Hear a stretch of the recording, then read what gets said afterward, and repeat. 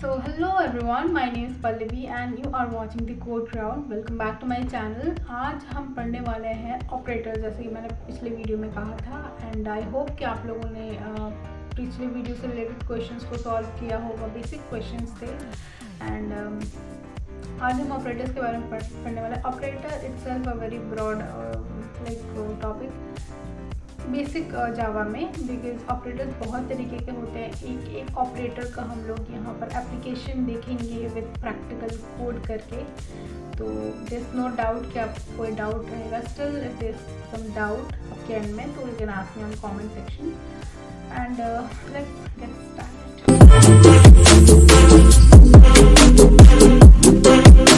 Operator होने वाला है. आज हम ऑपरेटर के बारे में सब कुछ पढ़ेंगे. Operators itself sounds like a very fancy word, but इसमें बहुत ज़्यादा कुछ रॉकेट साइंस नहीं लगने वाला है. ये बहुत ही ज़्यादा इजी टॉपिक है. आगे जाकर जब आप देखोगे कि ऑपरेटर क्या होता है, आपको पता चलेगा कि ऑपरेटर्स ये जो है ना, ये टॉपिक आधे से ज़्यादा आपने अपने बचपन में पढ़ रखा है, लाइक UKG LKG में ही. तो चलिए स्टार्ट करते हैं. तो जैसे कि ये आप बोर्ड, इस फ्रेम के अंदर आपको जो साइंस देखने को मिल रहा है, मैथमेटिकल, यही है mathematical operators, like greater than, equal to, ये डिवीजन का sign, multiplication, not equal to, percentage. ये बेसिकली प्रोग्रामिंग में ये मॉड्यूलस ऑपरेटर के नाम से जाना जाता है. इसका भी हम देखेंगे कि क्या इसका कंसेप्ट होता है. ठीक है, यहाँ पर जितने टाइप के ऑपरेटर्स होते हैं जावा प्रोग्रामिंग में सब है. ठीक है, एक एक करके हम आगे जाकर इन डेप्थ पढ़ेंगे विद एग्जांपल. और यहाँ पर जो है इन ऑपरेटर्स का प्रेसिडेंस और एसोसिएटिविटी लिखा हुआ है. ये सारे साइंस हैं, जो भी साइंस एंड सिंबल ये ऑपरेटर्स का. ये कैटेगरी में डिवाइडेड है.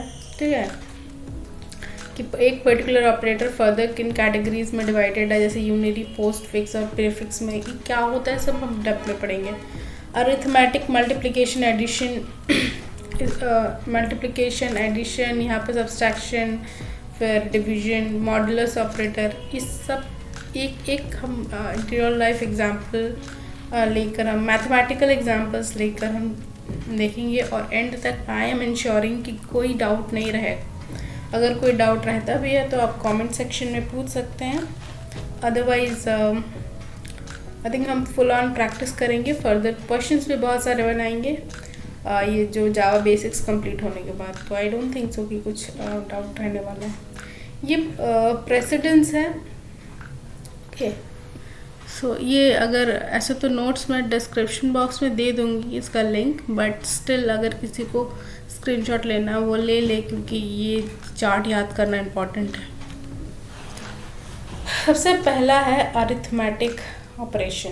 ओके, तो अरिथमेटिक ऑपरेशन में सबसे पहला एडिशन. तो इसमें कुछ रॉकेट साइंस नहीं है. हम जैसे तो बचपन में क्या होता था कि हमें 2 + 2 का एडिशन 4, ये एक सिंपल अरिथमेटिक एडिशन ऑपरेशन है. ठीक है, लेकिन अब प्रोग्रामिंग के लैंग्वेज में हमें जानना है, तो चलिए उसमें भी हम देख लेते हैं क्या है. पहले हम लेते हैं एक इंट a = 2, इंट b 4 और इंट c = a + b. तो हमारा c क्या आ जाएगा? 6. सिंपल. वैसे ही सब्सट्रैक्शन में भी हो जाएगा कि यहाँ पर हम जैसे यहाँ 2 की जगह हम ले लेते हैं कुछ ग्रेटर वैल्यू, क्योंकि सब्सट्रैक्शन भी इजी होएगा.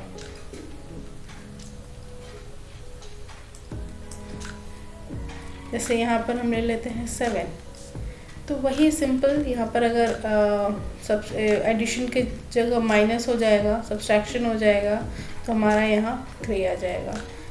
मल्टीप्लिकेशन में भी वही, डिवीजन में भी वही. मॉड्यूलस फंक्शन क्या होता है ये हम चलिए देखते हैं. ठीक है,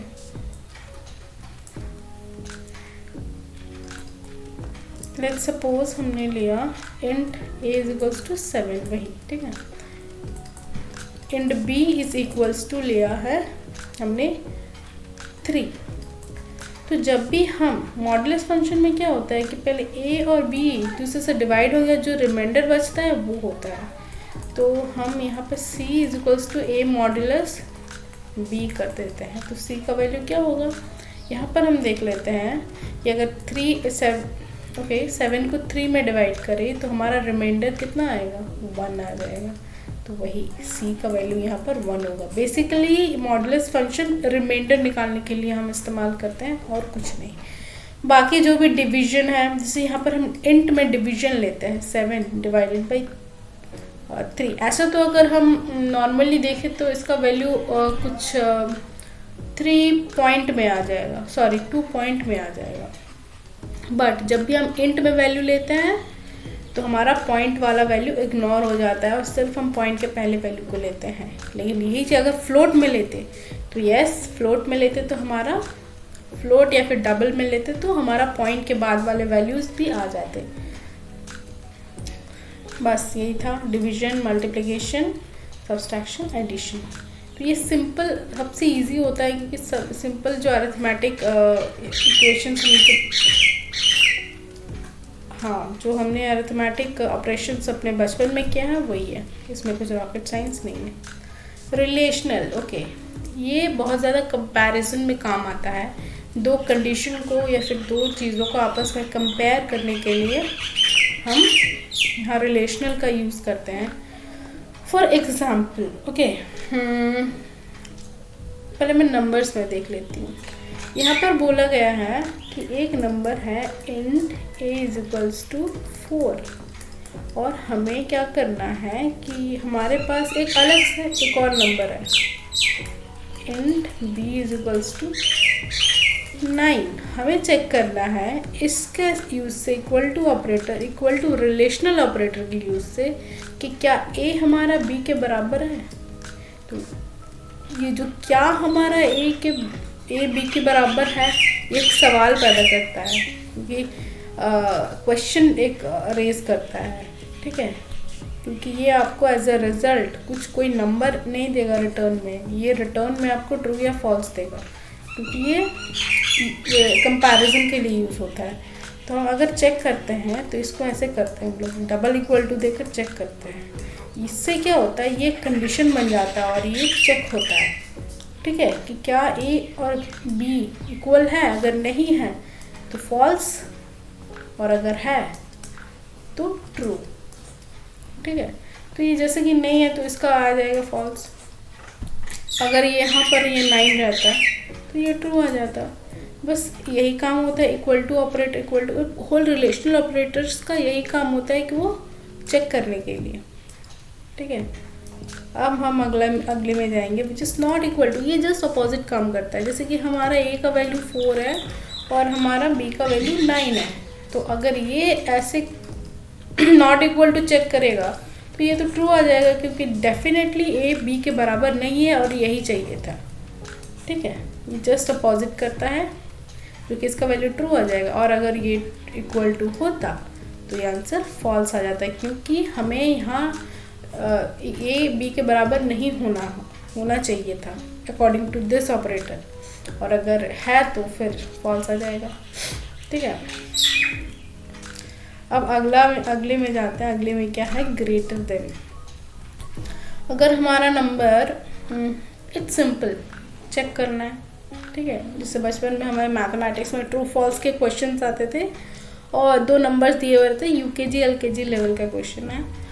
इसके और भी फर्दर बहुत सारे एप्लीकेशंस होते हैं, बट फ़िलहाल मैं एग्जांपल इतना सिंपल इसलिए दे रही हूँ कि आगे जाकर हम बहुत अच्छे क्वेश्चंस बनाएंगे इसमें।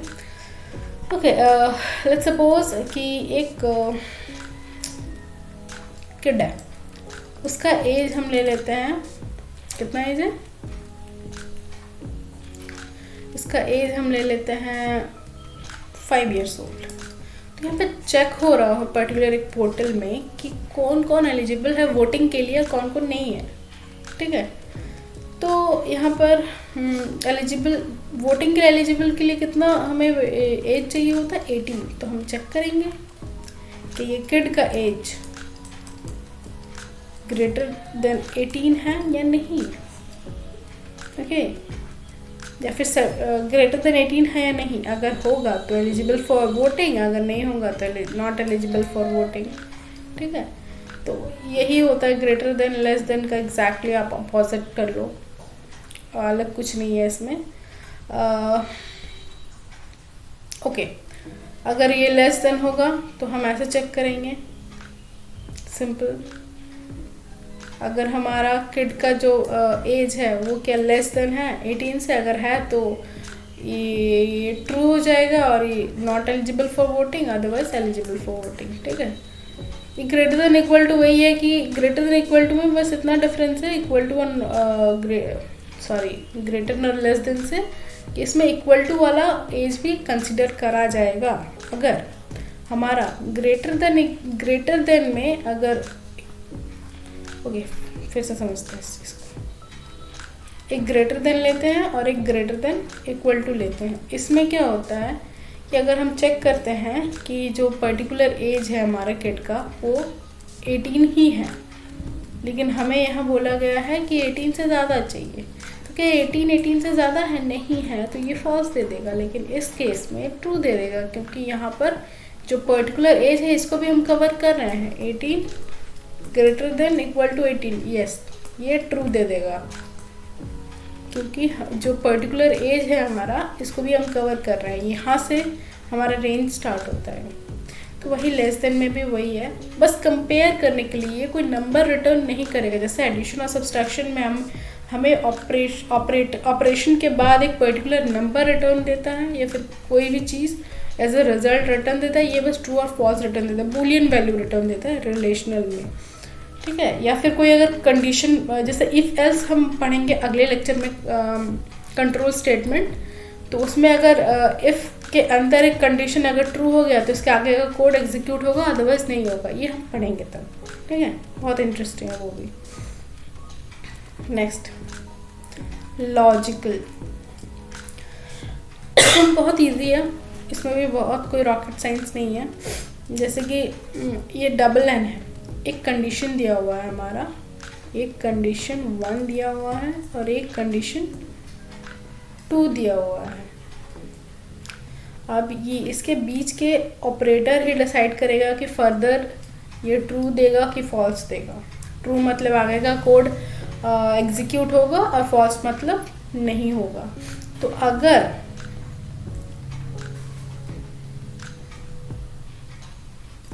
यहाँ पर n ऑपरेटर्स है और दोनों कंडीशन, n ऑपरेटर्स में जनरली क्या होता है कि दोनों के दोनों कंडीशन को यहाँ सेटिस्फाई होना ज़रूरी है। अगर दोनों में से एक भी कंडीशन फॉल्स निकला तो आगे का कोड रन नहीं होगा, यानी फॉल्स आ जाएगा। ठीक है, और दोनों में से दोनों अगर करेक्ट हुआ तो ही ये ट्रू आएगा, अदरवाइज और किसी केस या कंडीशन में ये ट्रू नहीं आएगा। यहाँ एक भी कंडीशन अगर करेक्ट हुआ या दोनों कंडीशन फॉल्स हो गया या फिर एक कंडीशन फॉल्स हुआ, वो नहीं आएगा, आगे जाकर ट्रू नहीं आएगा। लेकिन अगर यहाँ दोनों के दोनों कंडीशन अगर ट्रू होता है तो ही ट्रू आएगा, बस, और कुछ नहीं है इसमें। जैसे हम एक एग्जांपल लेके देख लेते हैं। लेट्स सपोज क्या एग्जांपल लें। ओके, यहाँ पर कुछ नंबर्स हम यहाँ डिक्लेयर करते हैं, जैसे कि int a is equals to 2, and b is equals to 3, and c is equals to 2। ठीक है, अगेन तो n ऑपरेटर लेते हैं, तो यहाँ पर कंडीशन दिया हुआ है क्या a is equal to c। इसका मतलब हम पहले ही समझे कि डबल इक्वल टू का मतलब क्या होता है, वो चेक करने के लिए, कंपेयर करने के लिए। तो ये होली, ये पूरी तरीके से ये एक कंडीशन बन रहा है, तो ये एक कंडीशन। फिर हम यहाँ पर एन ऑपरेटर लगाते हैं, ठीक है, और एक दूसरा कंडीशन देते हैं कि क्या हमारा a is equal to b। ये अपने में एक दूसरा कंडीशन हो गया। तो यहाँ पर बस कंडीशन a सेटिस्फाई हो रहा है, condition b satisfy, condition 2 satisfy नहीं हो रहा है, तो ये आगे जाकर फॉल्स हो जाएगा, क्योंकि दोनों के दोनों को सेटिस्फाई करना है। ठीक है, वैसे ही यहाँ पर अगर हमारा लग गया बस थोड़ा सा साइन है, ऑपरेटर बदल गया, यहाँ पर लग गया हमारा और ऑपरेटर, तो ये जाकर ट्रू हो जाएगा। क्यों ट्रू होगा? क्योंकि ये एक कंडीशन तो यहाँ पर सेटिस्फाई कर गया ना, भले ही अगला उसमें चेक ही नहीं करेगा, कंपाइलर आगे जाकर चेक ही नहीं करेगा दूसरे को, पहले ही अगर वो करेक्ट देख लेगा तो दूसरा चेक नहीं करेगा। अगर बाय चांस ये अगर फॉल्स निकला तो वो आगे जाकर चेक कर सकता है, लेकिन अगर ये ट्रू निकल गया तो वो टाइम अपना वेस्ट नहीं करेगा दूसरा कंडीशन चेक करने में, क्योंकि उसका काम इतना ही था। और ऑपरेटर बस एक ही कंडीशन करेक्ट मांगता है, मिनिमम उसका यही रिक्वायरमेंट होता है कि एक कंडीशन करेक्ट हो, दूसरा कंडीशन का कोई यहाँ पर नीड नहीं होता है, ठीक है। वैसे ही नॉट ऑपरेटर जस्ट अपोजिट होता है इसके, दोनों के दोनों कंडीशन क्या होता है, फॉल्स होना पड़ेगा तो ही जाकर आगे जाकर ये एग्जीक्यूट होगा। अगर ये नॉट ऑपरेटर है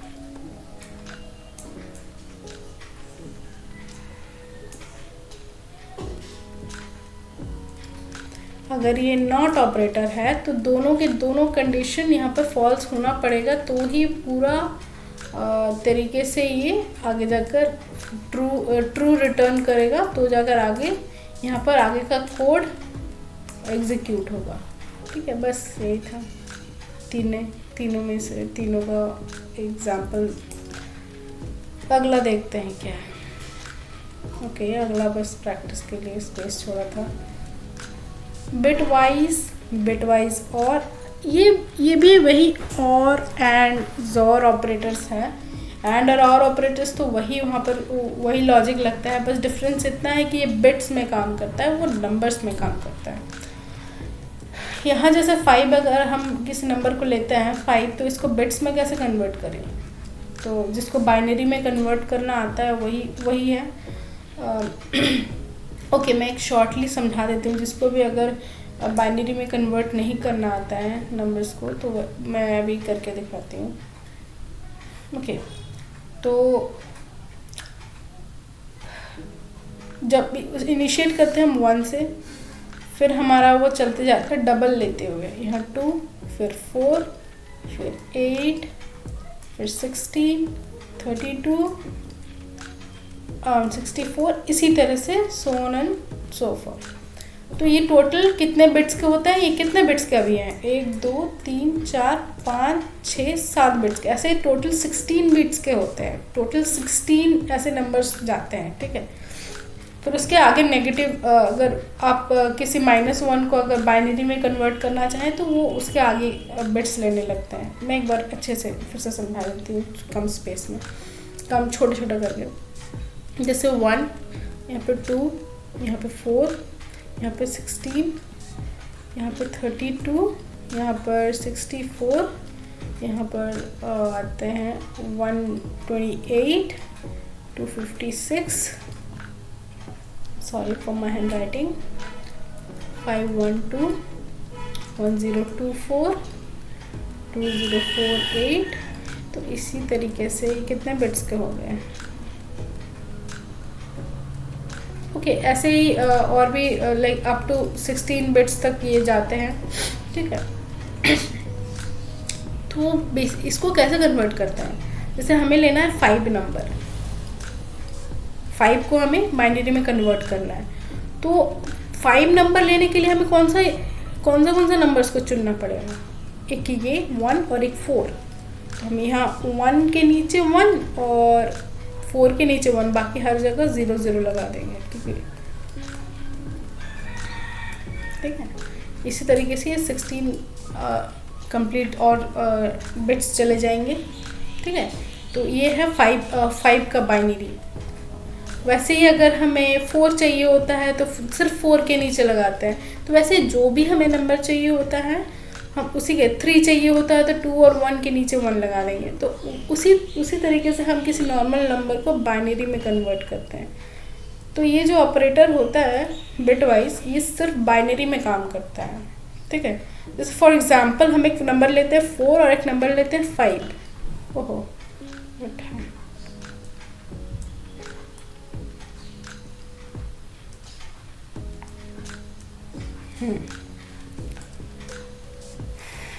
एक नंबर लेते हैं 5, एक नंबर लेते हैं 4।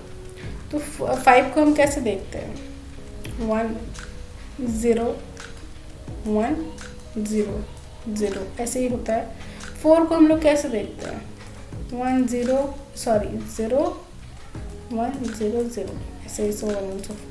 तो इन दोनों का अगर एंड ऑपरेशन करें, इसमें as a result true false नहीं देता है, इसमें एज अ रिजल्ट आता है। लेकिन नंबर्स में अगर हम ये ऑपरेशन करेंगे तो नंबर्स एज अ रिजल्ट आएगा। इंटीजर में अगर हम लोग ये ऑपरेशन करेंगे तो एज अ रिजल्ट हमें इंटीजर ही मिलेगा। इनका देख लेते हैं। इनको अगर एन ऑपरेशन करें तो एन ऑपरेशन में हमने क्या सीखा है कि अनटिल और अनलेस दोनों ट्रू ना हो तब तक वो ट्रू नहीं देगा, और अगर दोनों में से एक भी फॉल्स हो गया या फिर दोनों फॉल्स हो गया तो 0 ही देगा। तो क्या ये दोनों में से दोनों 1 है? नहीं, एक 1 है, इसलिए यहाँ पर भी 0 आएगा। दोनों 0 है तो 0 आएगा ही। अब यहाँ दोनों 1 है तो इस केस में यहाँ 1 आएगा, बाकी हर जगह 0 आएगा। तो हमारा क्या होता है नंबर आउटकम? ये भी 1 है, ये 2 है, ये 4 है। तो ये 1 के नीचे 4 है तो हमारा इंटीजर में क्या आएगा? 4 आएगा। तो आउटपुट हमारा 4 आएगा। ठीक है, ये एन ऑपरेशन करने के बाद आउटपुट हमारा 4 आएगा। वही हम करते हैं और ऑपरेशन में। ठीक है, कुछ नया एग्जांपल लेते हैं, लाइक 6 और 9 ले लेते हैं। ठीक है, 6 को हम बाइनरी में कन्वर्ट करते हैं, यहाँ पे एन ऑपरेशन लगाते हैं। कोई और कलर यूज़ कर लेते हैं कंट्रास्ट के लिए। ठीक है, यहाँ एन ऑपरेशन लगाते हैं। ओके, 6 को हम ले लेते हैं बाइनरी में। तो 6 को बाइनरी में लेने के लिए व्हाट हैपन,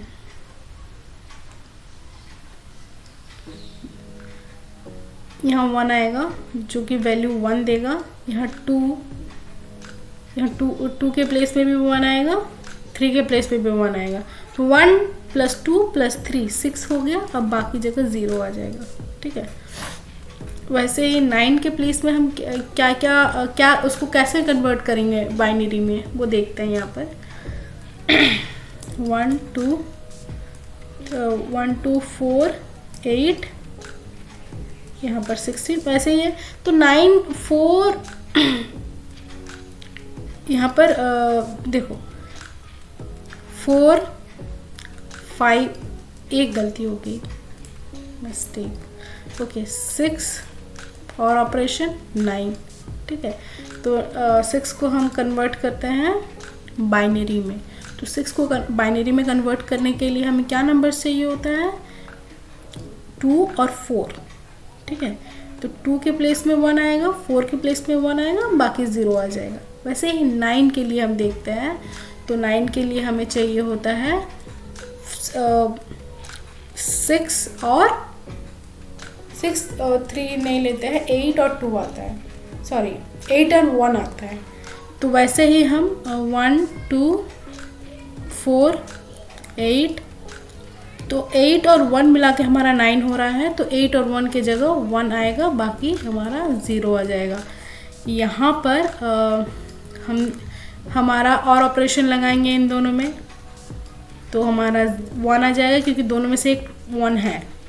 यहाँ पे दोनों में से एक 1 है, 1 आ जाएगा, 1 आ जाएगा, 1 आ जाएगा। तो हमारा रिजल्ट क्या आ जाएगा? ये 1 + 2 3 + 4 7 + 8 हमारा आ जाएगा टोटल 7 + 8 हम कर लेते हैं तो हमारा आ जाता है 15। ठीक है, तो अगर हम 6 और 9 का और ऑपरेशन लगाते हैं तो हमारा आ जाएगा रिजल्ट 15। वैसे हम और भी अलग अलग नंबर्स, 1-2 और नंबर्स लेकर हम देख लेते हैं और ऑपरेशन, जो कि थोड़ा अलग टाइप का रिजल्ट दे। जैसे कि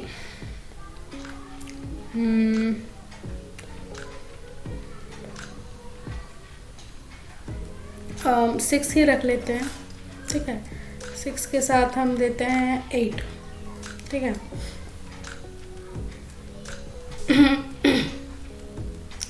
4 कर लेते हैं। ठीक है, 4 6 और 4, तो यहाँ पर हम 0 1 1 0, ये 6 का हो गया और 4 का हो गया 0 0 1 0। तो यहाँ पर अगर हम इसका और ऑपरेशन करते हैं तो 0 0 में तो कोई तरीका ही नहीं, क्योंकि एक भी यहाँ पर 1 नहीं है, तो यहाँ 0 ही आएगा। यहाँ पर 0 1 में एक 1 है, 1 आ जाएगा। यहाँ दोनों 1 है, डेफिनेटली आएगा। यहाँ पर दोनों 0 है, 0 आ जाएगा। तो क्या हो जाएगा हमारा रिजल्ट, आउटपुट हमारा 6 हो जाएगा इन दोनों का ऑपरेशन। तो एंड ऑपरेशन और ऑपरेशन आई होप कि समझ में आ गया है। अब हम नेक्स्ट बिटवाइज जॉर में चलते हैं। जॉर को हम एक्सक्लूसिव और ऑपरेशन भी कहते हैं। इसका मतलब होता है इसकी कुछ केसेस में ही ये और ऑपरेशन काम आता है। वो केसेस क्या होता है अगर हमारा हम बाइनरी नंबर कुछ ऐसा रहा कि 0 1 1 1 और दूसरा रहा 0 1 1 0, तो आपको और ऑपरेशन अगर हम परफॉर्म करें तो ये तीनों जगह 1 आ जाएगा, मगर नहीं।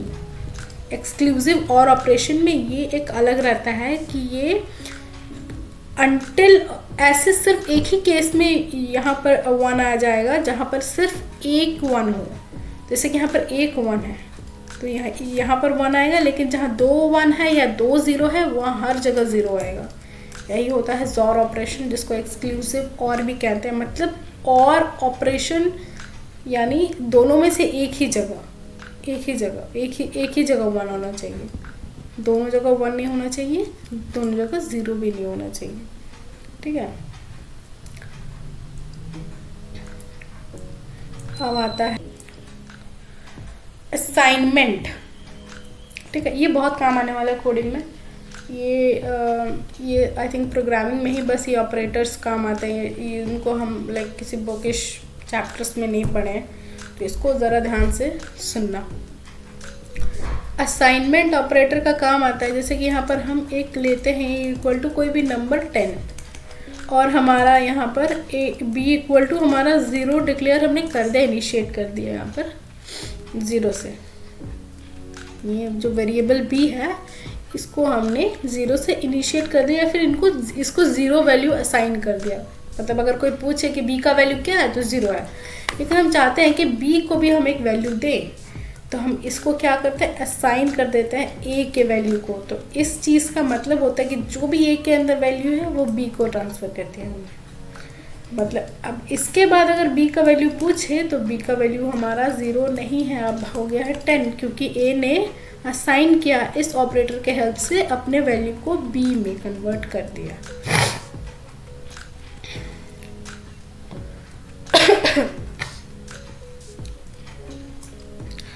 ये हो गया, समझिए, इक्वल टू असाइन ऑपरेटर का। अब ये प्लस इक्वल टू क्या होता है यार, ये तो कभी देखा ही नहीं है। ये कैसा ऑपरेटर है, समझते हैं इसको भी। इसमें क्या होता है कि लुक, एक अगेन हम एग्जांपल लेते हैं 10 और हम क्या करते हैं कि आगे अगर हम लूप्स पढ़ेंगे, लूप्स में भी इसका बड़ा इस्तेमाल होता है, ये सारे असाइनमेंट ऑपरेटर्स का। आगे जब हम कोडिंग करेंगे तो हमको समझ में आएगा। तो जब हम ए के अंदर वैल्यू जैसे कि अभी तो फ़िलहाल अगर ए का कोई पूछे वैल्यू तो वो 10 है हमारा, ठीक है, नो डाउट, इजीली समझ रहे हैं। लेकिन अगर ये कर दे कोई ए प्लस इक्वल टू 5, अब ए का वैल्यू क्या है, ए का वैल्यू क्या हमारा 10 है? नहीं। क्या ए का वैल्यू 5 है? जी नहीं। तो ए का वैल्यू क्या है? ए का वैल्यू है कि ए का जो पिछला वैल्यू है उसके साथ हम 5 जोड़ देंगे, ए का वैल्यू हो जाएगा हमारा 15। मतलब इस प्लस इक्वल टू ऑपरेटर का मतलब होता है कि ये ए का जो पिछला वैल्यू है जो कि 10 है उसके साथ हम ये ऑपरेटर करेंगे, ये ऑपरेशन करेंगे। और ऑपरेंड क्या रहेगा हमारा, इसके साथ हम किसका प्लस करेंगे, 5 का, जो इक्वल टू के बाद है वो, ठीक है। फिर हमारा ए का नया वैल्यू हमारा 15 हो जाएगा। फिर अगर सेम प्रोसेस हम एक और बार करते हैं इक्वल टू 6, तो हमारा नया वैल्यू क्या हो जाएगा, यहाँ पर ए का नया वैल्यू हो जाएगा हमारा 21।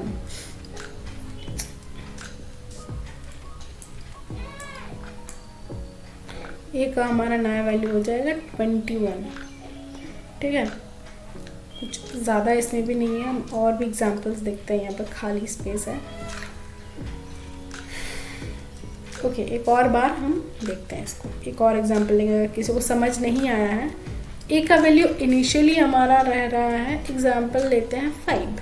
ठीक है, हमने ये ऑपरेशन करा प्लस इक्वल टू 4, तो इसका मतलब ना ही ये है कि हमारा ए का वैल्यू 5 है, ना ही ये है कि हमारा ए का वैल्यू 4 है। हमारा है 4 + 5, जो भी हमारा रिजल्टेंट वैल्यू आएगा वो है 9।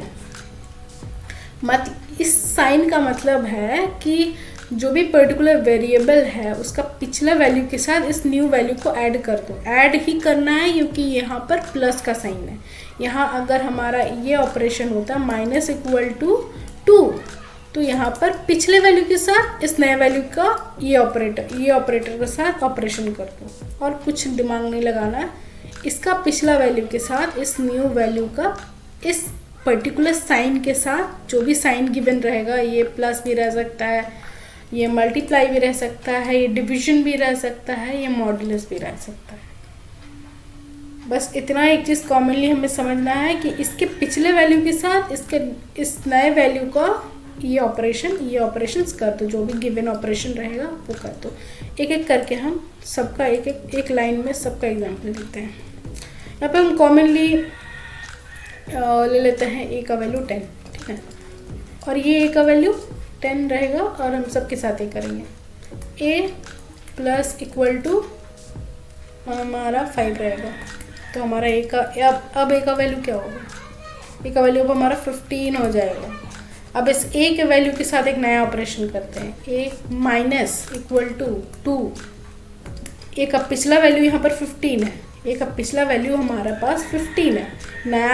एक नया हम यहाँ पर नंबर इंटीजर दे रहे हैं, वो है 2। तो क्या करना है, ए का पिछले वैल्यू के साथ 2 को माइनस कर देना है। ठीक है, माइनस कर देना, तो ए का हमारा नया वैल्यू क्या हो जाएगा? 13 हो जाएगा। अब एक नया ऑपरेशन करते हैं, मल्टीप्लिकेशन इक्वल टू 2। ठीक है, ए का पिछला वैल्यू क्या है? 13 है। ए का पिछला वैल्यू हमारा 13 है। एक नया नंबर क्या है? 2। ऑपरेशन क्या करना है? इनटू मल्टीप्लिकेशन, 13 × 2, नया वैल्यू क्या हो जाएगा? 26। ए का हमारे पास वैल्यू अब फाइनल वैल्यू आ गया 26। अब एक नया ऑपरेशन करते हैं,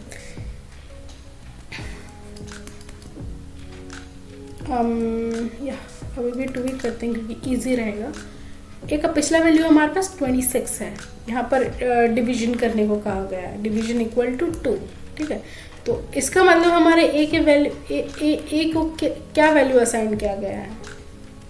ए का पिछला वैल्यू 26 है, 2 है, तो 26 को 2 से डिवीजन करना है, तो कितना हो जाएगा? अगेन 13। ठीक है, अब ओके, अब हम मॉड्यूलस ऑपरेटर को करते हैं। यहाँ पर हम 6 लिखते हैं। ठीक है, ए का पिछला वैल्यू क्या है? 13 है। यहाँ एक न्यू नंबर क्या है? 6 है। ऑपरेशन किस चीज़ का करना है? मॉड्यूलस का, मतलब इसका, मतलब इन दोनों को डिवाइड करने के बाद जो रिमाइंडर रहा वो होगा इसका फाइनल वैल्यू। तो एंड तक हमारा ए का 1 वैल्यू हो रहा है।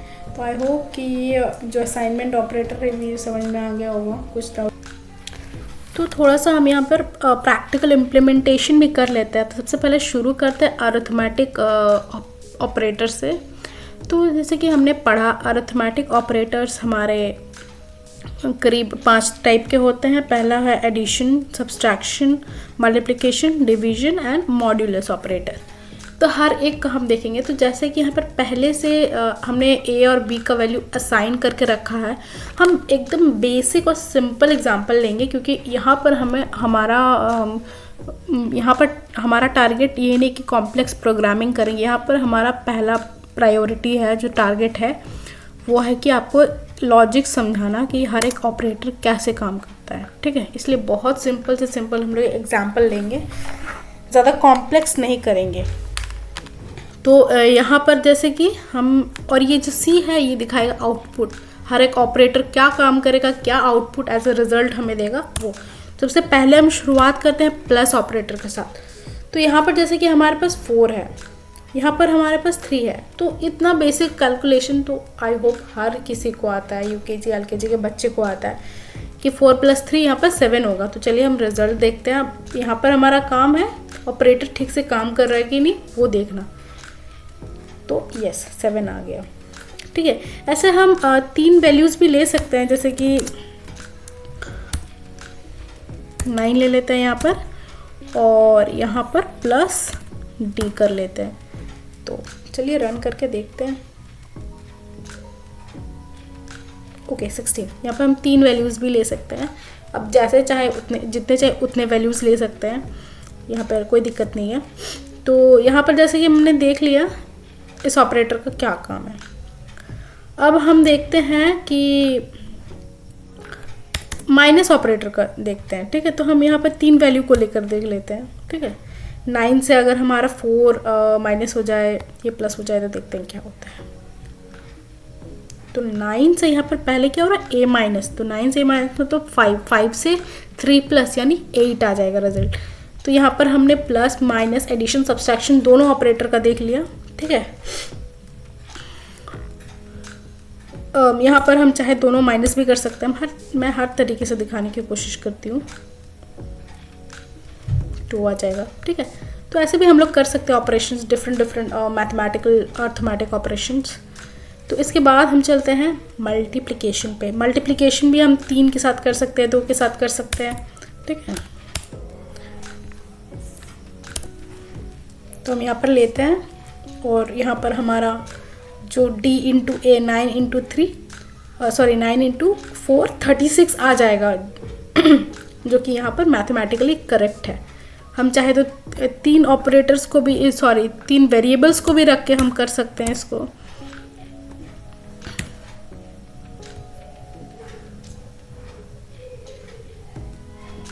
तो वैसे ही आप भी अपने एंड से नंबर्स के साथ खेल सकते हो, इन ऑपरेटर्स के साथ खेल के डिफरेंट आउटपुट्स निकाल के चेक कर सकते हो। तो चलिए हम यहाँ पर अब मल्टी डिवीजन ऑपरेटर का यूज़ करते हो। तो देखिए जैसे यहाँ पर है D और B, तो ये D और ये जो 3 है ये कम्प्लीटली डिविजिबल हो जाएगा। तो हम देखते हैं इसी दोनों वैल्यू को लेंगे, जैसे D / B, ठीक है। तो ये कम्प्लीटली डिविजिबल हो जाएगा, ये कोई रिमाइंडर नहीं रख रहा है, तो हमारा 3 आ जाएगा। अब अगर हम यहाँ पर A लेते हैं तो क्या वैल्यू आएगा, यहाँ पर तो रिमाइंडर आने वाला है, क्या ये पॉइंट में वैल्यू देगा? जी नहीं। ऑफ कोर्स 4 × अगर 9 को हम 4 में डिवाइड करें तो 2 तो नहीं आएगा, ये तो पता है हमें 2 पॉइंट कुछ आएगा, क्योंकि यहाँ इंट है। हमें थोड़ा रिविजन कर लेते हैं डेटा टाइप का भी। जैसे कि यहाँ पर इंट है, इंट क्या करता है, पॉइंट के बाद के वैल्यूज़ को कंसीडर नहीं करता है, तो इसीलिए ये कम्प्लीटली हमें एक होल नंबर पे दे दिया 2 रिजल्ट, ठीक है। लेकिन हमें चाहिए पॉइंट पे वैल्यू, तो हम क्या कर सकते हैं, तो हम बस कुछ नहीं, डबल में कन्वर्ट कर देते हैं इन सभी को। चलिए देखते हैं क्या मिलता है, ज़रा एक्सप्लोर करके देख लेते हैं।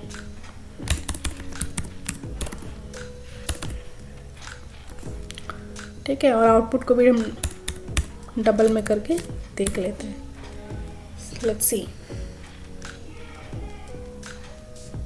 यस ये जो 2 5 आया, ये पॉइंट के बाद का वैल्यू था, जो क्योंकि हम लोग इंट ले रहे थे इसीलिए वो इग्नोर हो रहा था।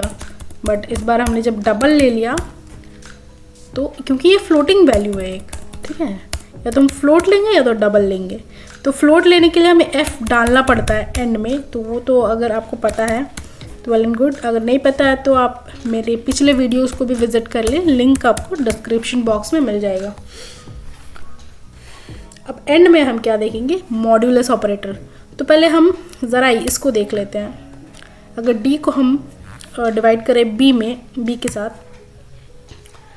तो मॉड्यूलस ऑपरेटर का यूज़ करते हैं, जो कि ये परसेंटेज का साइन है, ठीक है।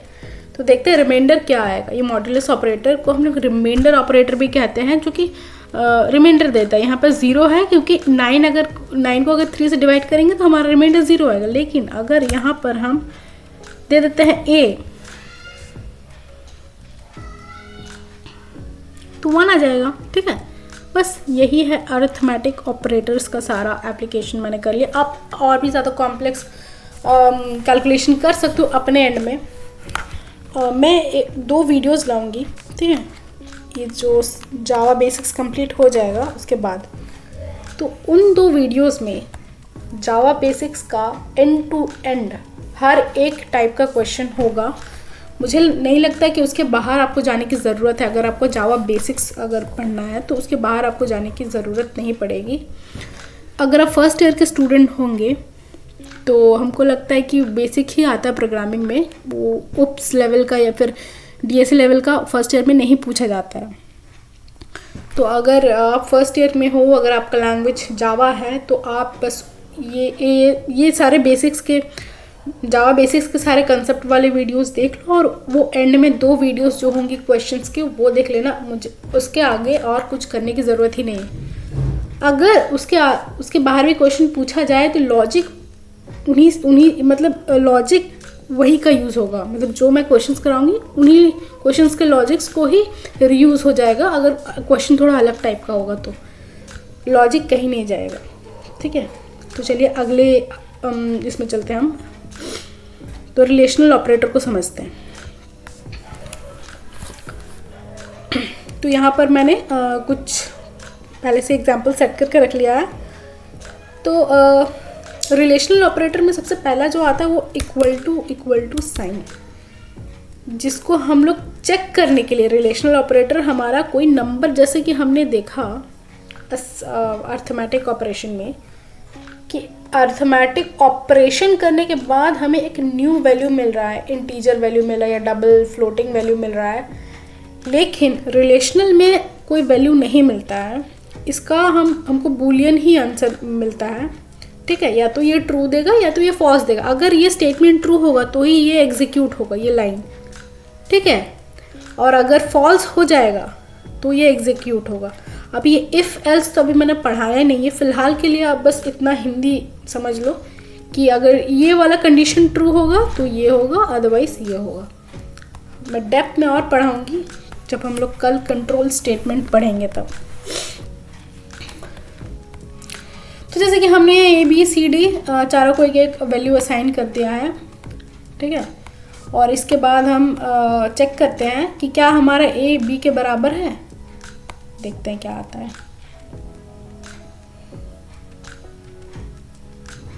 फॉल्स, क्योंकि A का वैल्यू है 2 और B का वैल्यू है 3, नहीं है बराबर। चलिए हम चेक करते हैं कि क्या A हमारा C के बराबर है।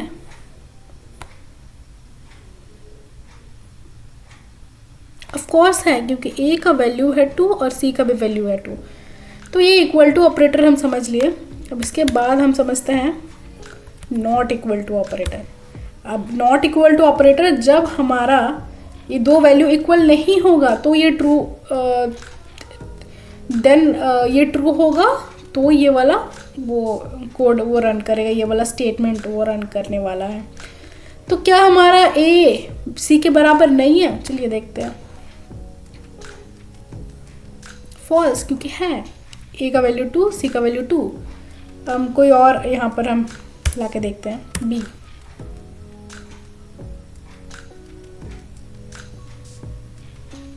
ट्रू, क्योंकि ये सच में A और B बराबर नहीं है आपस में, इसीलिए ट्रू पास कर दिया। अब हमको नॉट इक्वल टू भी समझ में आ गया। इक्वल टू और नॉट इक्वल टू एक दूसरे के ऑपोजिट है, इसके नाम से ही पता चल रहा है। ठीक है, इसके बाद हमारा आता है ग्रेटर देन लेस देन। क्या A ग्रेटर देन है B के? ऑफ कोर्स नहीं है, A 2 है B 3 है।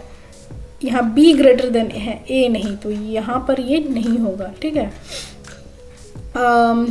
हम यहाँ पर कर देते हैं D। अब ये देखते हैं क्या होता है। ट्रू, क्योंकि D है 4, B है 3, तो D है ज़्यादा, B है कम, D ग्रेटर देन है। अभी हम लेस देन का देखते हैं, रन करते हैं। फॉल्स आ गया क्योंकि डी ज़्यादा है जैसे कि मैंने कहा। अब हम थोड़ा सा यहाँ पर वैल्यू को बदल देते हैं। यहाँ पर हम बी ही रखते हैं, यहाँ पर हम ए को रख देते हैं।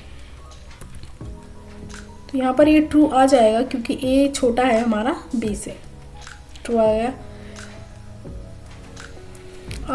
इसके बाद हमारा आता है ग्रेटर देन या लेस देन इक्वल टू। तो इक्वल टू हम देख लेते हैं इसका क्या होगा, ट्रू आ जाएगा क्योंकि ए छोटा है, छोटे से बराबर। अब हम देखते हैं कि यहाँ पर हम अगर सी डाल देते हैं तो क्या होगा, क्योंकि ए और सी बराबर है, इसमें भी ट्रू आ गया क्योंकि या तो ये बराबर होना चाहिए, बराबर से कम होना चाहिए ए का वैल्यू, ठीक है। सी के बराबर होना चाहिए, बराबर से कम होना चाहिए। तो वैसे ही हमारा ग्रेटर देन भी होएगा, ट्रू हो जाएगा। हम थोड़ा वैल्यू बदल देते हैं, ठीक है, डी रख देते हैं यहाँ पर, फॉल्स आ गया क्योंकि ए हमारा बड़ा नहीं है, छोटा है, ठीक है। यहाँ पर हम बी रख देते हैं और यहाँ पर हम ए रख देते हैं। अब देखते हैं क्या होता है।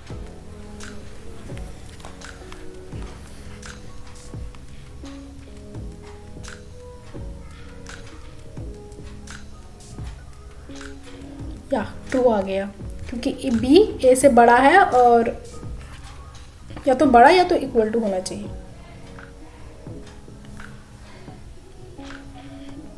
All good. अब अगला रहेगा हमारा अरिथमेटिक हो गया, हमारा रिलेशनल हो गया। अब हम चलते हैं लॉजिकल पर। ओके, अगर आपको इतना समझ में आ गया है ना, क्योंकि बहुत सिंपली मैं बहुत सिंपल लैंग्वेज में समझा रही हूँ, कोई रॉकेट साइंस नहीं है, ठीक है। कोई भी समझ सकता है, जो नॉन टेक बैकग्राउंड से है, जिसको प्रोग्रामिंग लैंग्वेज सीखना है वो भी सीख सकता है, ठीक है। तो हमेशा शुरू हमें स्क्रैच से ही करना चाहिए।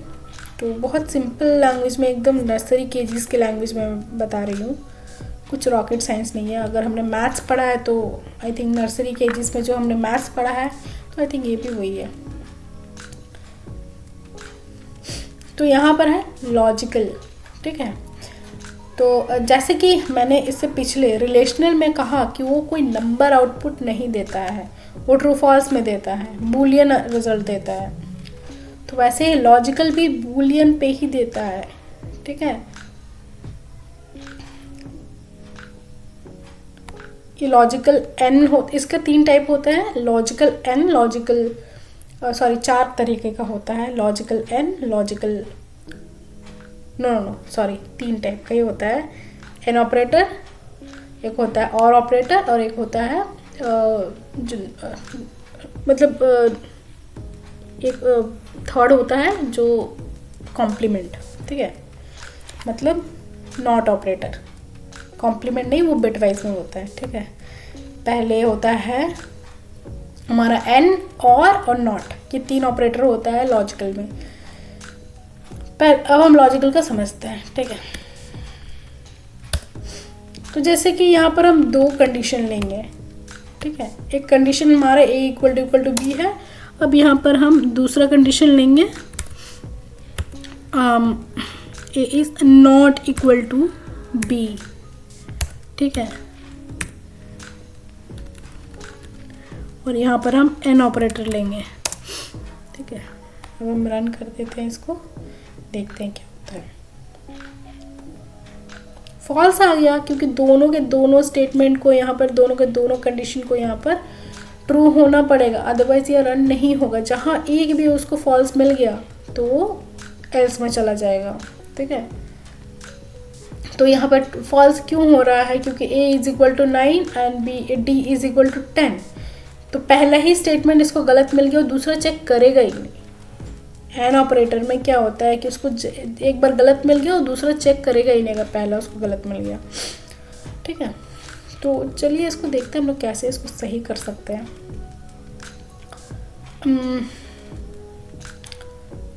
यहाँ पर हम बी कर देते हैं। अब देखते हैं कि ये ट्रू होता है कि फॉल्स।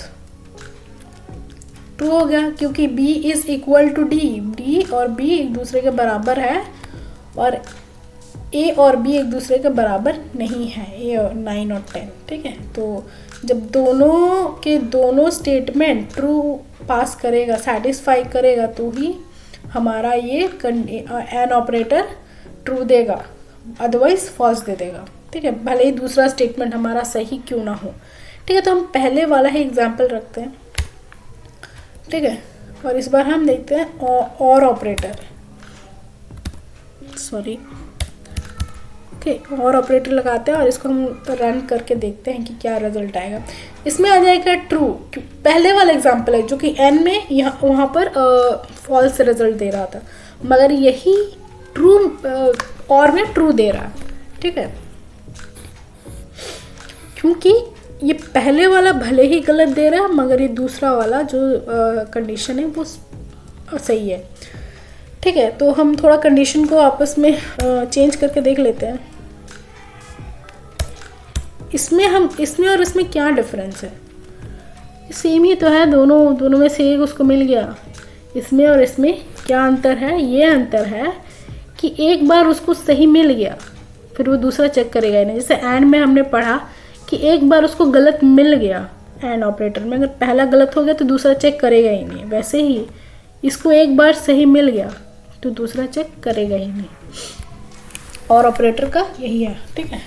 और ऑपरेटर भी समझ में आ गया। अब हम लोग करेंगे नॉट ऑपरेटर। नॉट ऑपरेटर हम लोग एक ही कंडीशन पे, एक ही पे समझते हैं। तो यहाँ पर जैसे b इक्वल टू डी जो कि सही है, इसको हम लोग कर देते हैं नॉट, ठीक है। इसको हम लोग गलत कर देते हैं, तो क्या ये होएगा देखते हैं। फॉल्स आ जाएगा क्योंकि ये जेन्युइनली सही है, मगर इसको हम लोग नॉट में दे दिए। मतलब क्या p इक्वल्स टू डी नहीं सही है, मतलब एक दूसरे के बराबर नहीं है, तो इसीलिए क्योंकि नॉट है ये अपोजिट देगा। अगर ये ना रहे तो ये ट्रू दे देगा, ठीक है। तो नॉट ऑपरेटर का बस ये काम होता है कि जस्ट अपोजिट दे देता है आंसर, जो एक्चुअल में ट्रू आना चाहिए उसका उल्टा दे देता है, ठीक है।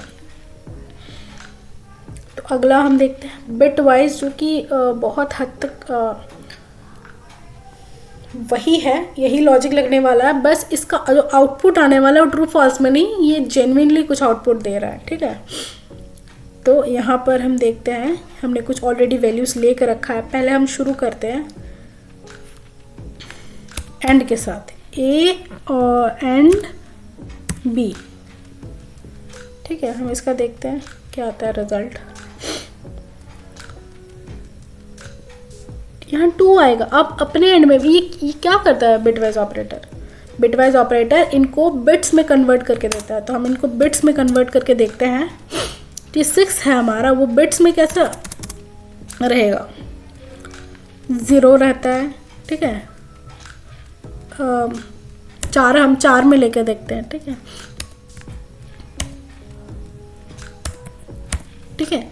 ये होएगा हमारा 6 और ये हमारा 10 है, ठीक है। तो 10 में क्या रहता है?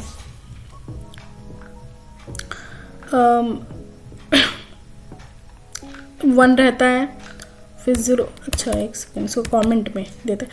हाँ, एक और चीज़ बताना मैं भूल गई थी। अगर हम कोई भी कोड कंपाइल, आप नहीं चाहते हैं कि वो पर्टिकुलर कोड कंपाइलर को दिखे, ठीक है, कंपाइलर उसको इग्नोर कर दे, ठीक है। आपको कुछ रफ वर्क बनाना है, रफ वर्क करना है इसी पर्टिकुलर प्लेटफॉर्म में, कोडिंग प्लेटफॉर्म में। तो अगर आप चाहते हैं कि वो पर्टिकुलर रफ वर्क कंपाइलर को ना दिखे, या फिर वो तो हम कमेंट का इस्तेमाल करते हैं। ये डबल स्लैश में है, ठीक है। ये है single line comment. Multi line comment को हम लोग करते हैं कैसे?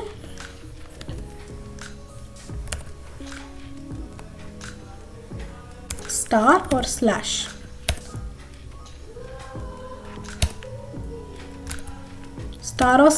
ठीक है। स्लैश स्टार, स्टार स्लैश, इससे क्या होता है मल्टीपल लाइंस को भी हम कमेंट कर सकते हैं। और अगर हमने सिर्फ एक जगह ही शुरुआत में ही स्लैश स्टार दे दिया तो सारा पूरा का पूरा कोड ही वहाँ से लेकर नीचे तक सारा कोड ही कमेंट हो जाएगा। ठीक है। तो यहाँ से हम कमेंट को हटा देते हैं। जैसे कि हमको बस ये वाला पार्ट कमेंट में चाहिए, तो इसलिए हमने यहाँ से कमेंट करना शुरू कर दिया।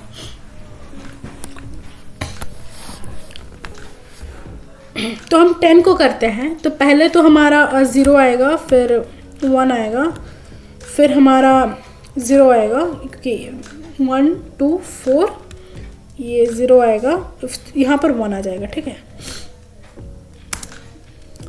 ये हो गया हमारा 10। अब हम इन दोनों का और एन ऑपरेशन करते हैं, तो हमको मिलता है कि जब अनटिल और अनलेस जहाँ दोनों जगह हमारा नहीं आएगा 1, तो पहले हमारा 0 0 आया तो इसलिए 0 रहेगा, फिर हमारा 1 1 आएगा तो यहाँ पर 1 हो जाएगा, यहाँ पर 1 0 आया तो 0 ही रहेगा, क्योंकि दोनों जगह 1 चाहिए, फिर यहाँ पर भी 0 हो जाएगा। तो हमारा रिजल्ट क्या आया, 2 हो गया। इसको हम अगर कन्वर्ट करें नंबर में तो ये 2 हो जाता है। तो वही रिजल्ट में आप अपने एंड में भी अगर आपको बाइनरी आता है, तो बाइनरी सीखना बहुत ज़रूरी है। ठीक है, ऑपरेटिंग सिस्टम में काम आएगा आगे जाकर बहुत ज़्यादा, जो कि आगे जाकर आपको ये सब्जेक्ट मिलेगा। तो बाइनरी सीखना बहुत इम्पॉर्टेंट है। इसी वीडियो में मैंने बाइनरी सिखाया है, बाइनरी नंबर बिट्स में कैसे कन्वर्ट करते हैं। तो मैंने एक एग्जांपल लेके दिखा दिया। ठीक है, तो ये एन ऑपरेशन हो गया। अब हम यहाँ पर और ऑपरेशन करेंगे। ठीक है, और ऑपरेशन में सॉरी एक ही होगा। ठीक है, क्योंकि ये लॉजिकल नहीं है, ये बिट वाइज है, तो एक ही होगा साइन, ऑपरेटर एक ही का यूज़ होगा। यहाँ पे 14 आ गया, ज़रा देखते हैं कैसे। चलिए शुरू से शुरू करते हैं। यहाँ पर यहाँ 0 0 है, ये तो 0 आएगा। और ऑपरेशन में क्या होता है कि किसी एक जगह भी आपका अगर 1 होगा तो वो 1 हो जाएगा। तो यहाँ पर 2 जगह ही 1 है तो 1 होगा ही, यहाँ पर एक जगह 1 है हो जाएगा, यहाँ पर भी एक जगह 1 है। अब हम इसको कैलकुलेट करके देखेंगे तो क्या होगा, ये 1 है, यहाँ 2 है, यहाँ 4 है और यहाँ 8 है, तो 14 हो जाएगा हमारा। ठीक है, हो गया, मैंने कैलकुलेट करके भी दिखा दिया। अब यहाँ पर होता है हमारा ज़ॉर ऑपरेशन, एक्सक्लूसिव और जिसको कहते हैं। यहाँ पर इसको अगर हम लोग एग्जाम्पल देखें तो 12 आता है। ठीक है, अब यहाँ पर 12 कैसे आ गया देखते हैं, शुरू से शुरू करते हैं। यहाँ पर क्या होता है कि एक ही इसका स्ट्रिक्ट कंडीशन होता है कि दोनों के दोनों बिट्स में एक ही जगह 1 होना चाहिए, एक से ज़्यादा भी नहीं और कम भी नहीं, सिर्फ एक ही जगह। तो यहाँ दोनों जगह 0 है, एक तो होना चाहिए जो कि नहीं है, तो 0 हो जाएगा। अगले में चलते हैं, दोनों जगह 1 है, यहाँ एक ही 1 होना चाहिए, इसलिए यहाँ भी 0 हो जाएगा। अगले में एक ही 1 है तो यहाँ 1 हो जाएगा, इधर भी एक ही 1 है तो 1 हो जाएगा। अब हम इसको कन्वर्ट करके देखेंगे तो हमारा 12 आ जाएगा, जो कि आंसर आ गया 12। ये रहा हमारा ज़ॉर ऑपरेटर। ठीक है, अब हम जो लास्ट है कॉम्प्लीमेंट वाला, बिटवाइज कॉम्प्लीमेंट, ऐसे करते हैं इसको। ठीक है, इसका मतलब ये होता है कि ये जो बी में है हमारा जितना बिट्स, उसको आपस में कन्वर्ट कर दो। अगर 0 है तो 1 कर दो, 1 है तो 0 कर दो। ठीक है, हम एक बार करके देखते हैं पहले ही, फिर हम उसको रन करेंगे। तो यहाँ पर देखो, जैसे कि 0 है तो 0 को हम यहाँ 1 कर देते हैं। ठीक है, 1 कर दिए। फिर अगला क्या 1 है तो हम 0 कर देते हैं। फिर अगला क्या है 0 है तो हम 1 कर देते हैं। और फिर अगला क्या हमारा 1 है तो 0 कर देते हैं। ठीक है, इसको हम कन्वर्ट करके देखेंगे तो कितना आएगा, यहाँ पे 5 आ जाएगा। ठीक है, अब हम देखते हैं रिजल्ट क्या आता है।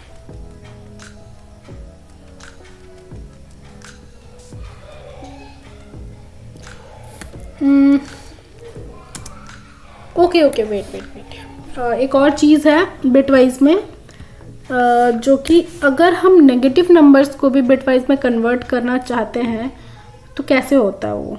ठीक है, तो इतना आप अभी के लिए याद रखो, वो भी मैं अभी बताऊंगी। लेकिन फ़िलहाल इस क्वेश्चन का आंसर -11 कैसे आया ठीक है, क्योंकि मैंने भी यहाँ मिस्टेक किया तो यहाँ पर ये चीज़ मुझे भी याद आया कि मैं तुझे समझाऊँ। जब भी ये नॉर बी रहेगा, ये नॉर साइन है, ठीक है, ये जब भी रहेगा तब भी जैसे कि बी का जो भी वैल्यू रहेगा उसको एक प्लस करके आगे माइनस साइन में कन्वर्ट कर देना। जैसे कि ये 10 है, ठीक है, इसको मैं डेप्थ में भी समझाऊंगी, ठीक है, डेप्थ में भी समझाऊंगी ऐसा क्यों हुआ। जो कि मैंने अभी लॉजिक कहा वो सही कहा, फिर भी आंसर 5 की जगह -11 कैसे हुआ वो मैं बताती हूँ। यहाँ पर 10 है, ठीक है, तो मैंने क्या कहा कि जो भी हमारा वैल्यू रहेगा उसको +1 करके आगे माइनस कर देना है, ठीक है। तो जैसे कि यहाँ पर b है, b वैल्यू 10 है, तो माइनस करके ये कितना आ जाएगा, फिर -11 आ जाएगा, ठीक है। इसके जगह अगर हम कोई और भी वैल्यू लें, जैसे 9 ले लेते हैं, तो यहाँ पर -10 आ जाएगा। 9 ले लेते हैं तो यहाँ पर माइनस हमारा 10 आ जाएगा। अब हम रन करके देखते हैं कि यहाँ पर क्या होता है और ऐसा क्यों होता है वो भी मैं बताती हूँ। आ गया। अब ऐसा क्यों होता है? जनरली जो हमारा बिट्स होता है ना, पॉजिटिव नंबर के लिए टोटल 16 बिट्स होता है और नेगेटिव नंबर के लिए अलग से 16 बिट्स होता है। तो मैं अभी अगर 0 का बिट निकालूँ तो मैं अभी निकालती हूँ कैसे निकाला जाता है। ये 4 हो गया,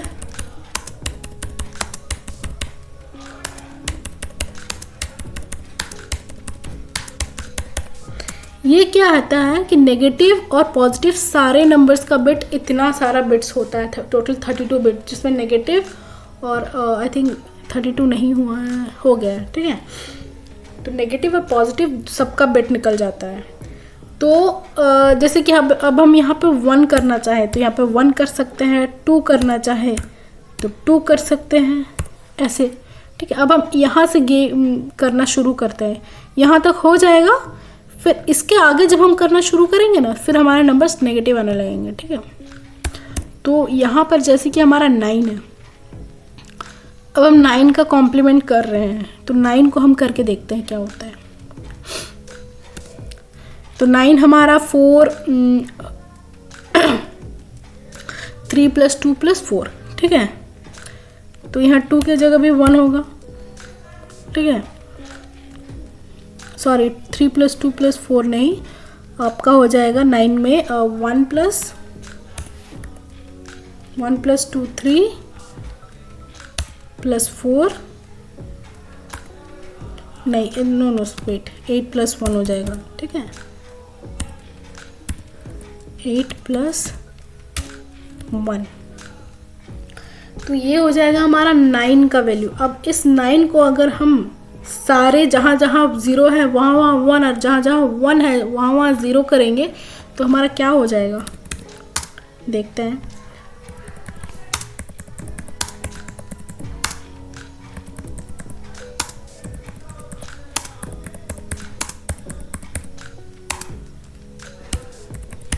ये हो जाएगा। और इस पर्टिकुलर जो बिट वाइज है, बाइनरी नंबर है, इस पर्टिकुलर बाइनरी नंबर का वैल्यू हमारा हो जाएगा -10, ठीक है। आप अपने एंड से भी कैलकुलेट करके देख सकते हैं, ठीक है, बहुत इजी है। अभी मैंने बाइनरी का सब कुछ बता दिया है, कैसे कन्वर्ट करते हैं, नेगेटिव नंबर्स को भी बता दिया है, ठीक है। आई थिंक सब कुछ हो गया बिट वाइज ऑपरेटर का कंप्लीट। अब हम चलते हैं, क्या बाकी रह गया, relational, logical, arithmetic, assignment operator, okay.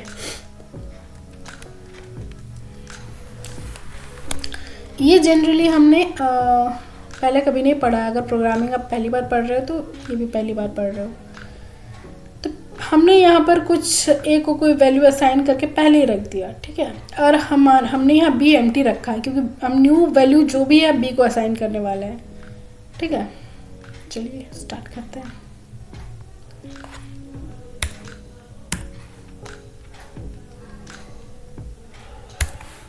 तो बी को हम क्या करते हैं, ए का वैल्यू ट्रांसफ़र कर देते हैं, ठीक है। तो चलिए बी को ए का वैल्यू ट्रांसफ़र कर देते हैं। तो अब बी का वैल्यू क्या आएगा, पहले बी हमारा एम्प्टी था, ओके, मैं ये वाला कमेंट कर देती हूँ। अब हम बी को रन करते हैं। ओके, इनिशियलाइज करना पड़ेगा, कोई वैल्यू तो हमें देना पड़ेगा इसको शुरुआत करने के लिए। ओके, अब 0 हो जाएगा, ठीक है 0, क्योंकि बी का वैल्यू हमने 0 असाइन किया है। लेकिन अगर हम ये वाला ओपन कर दिए, ये वाला सिंटेक्स, तो हमारा 5 हो गया, क्योंकि जो ए का वैल्यू है वो उसने बी में असाइन कर दिया है, ठीक है। ये हो गया हमारा। अब अगला क्या है, प्लस असाइनमेंट। अब हम क्या करते हैं, सपोज यहाँ पर हम ए ही रखते हैं, ठीक है, बाकी चीज़ को समझने के लिए। और हम क्या करते हैं कि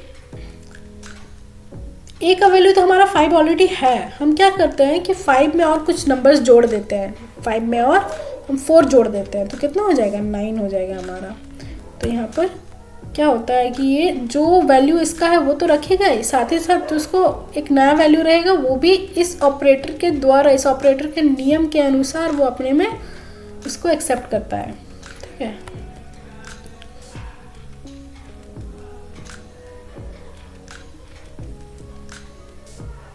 ओके, यहाँ पे हमें ए को प्रिंट कराना है। हो गया। व्हाट हैपेंड,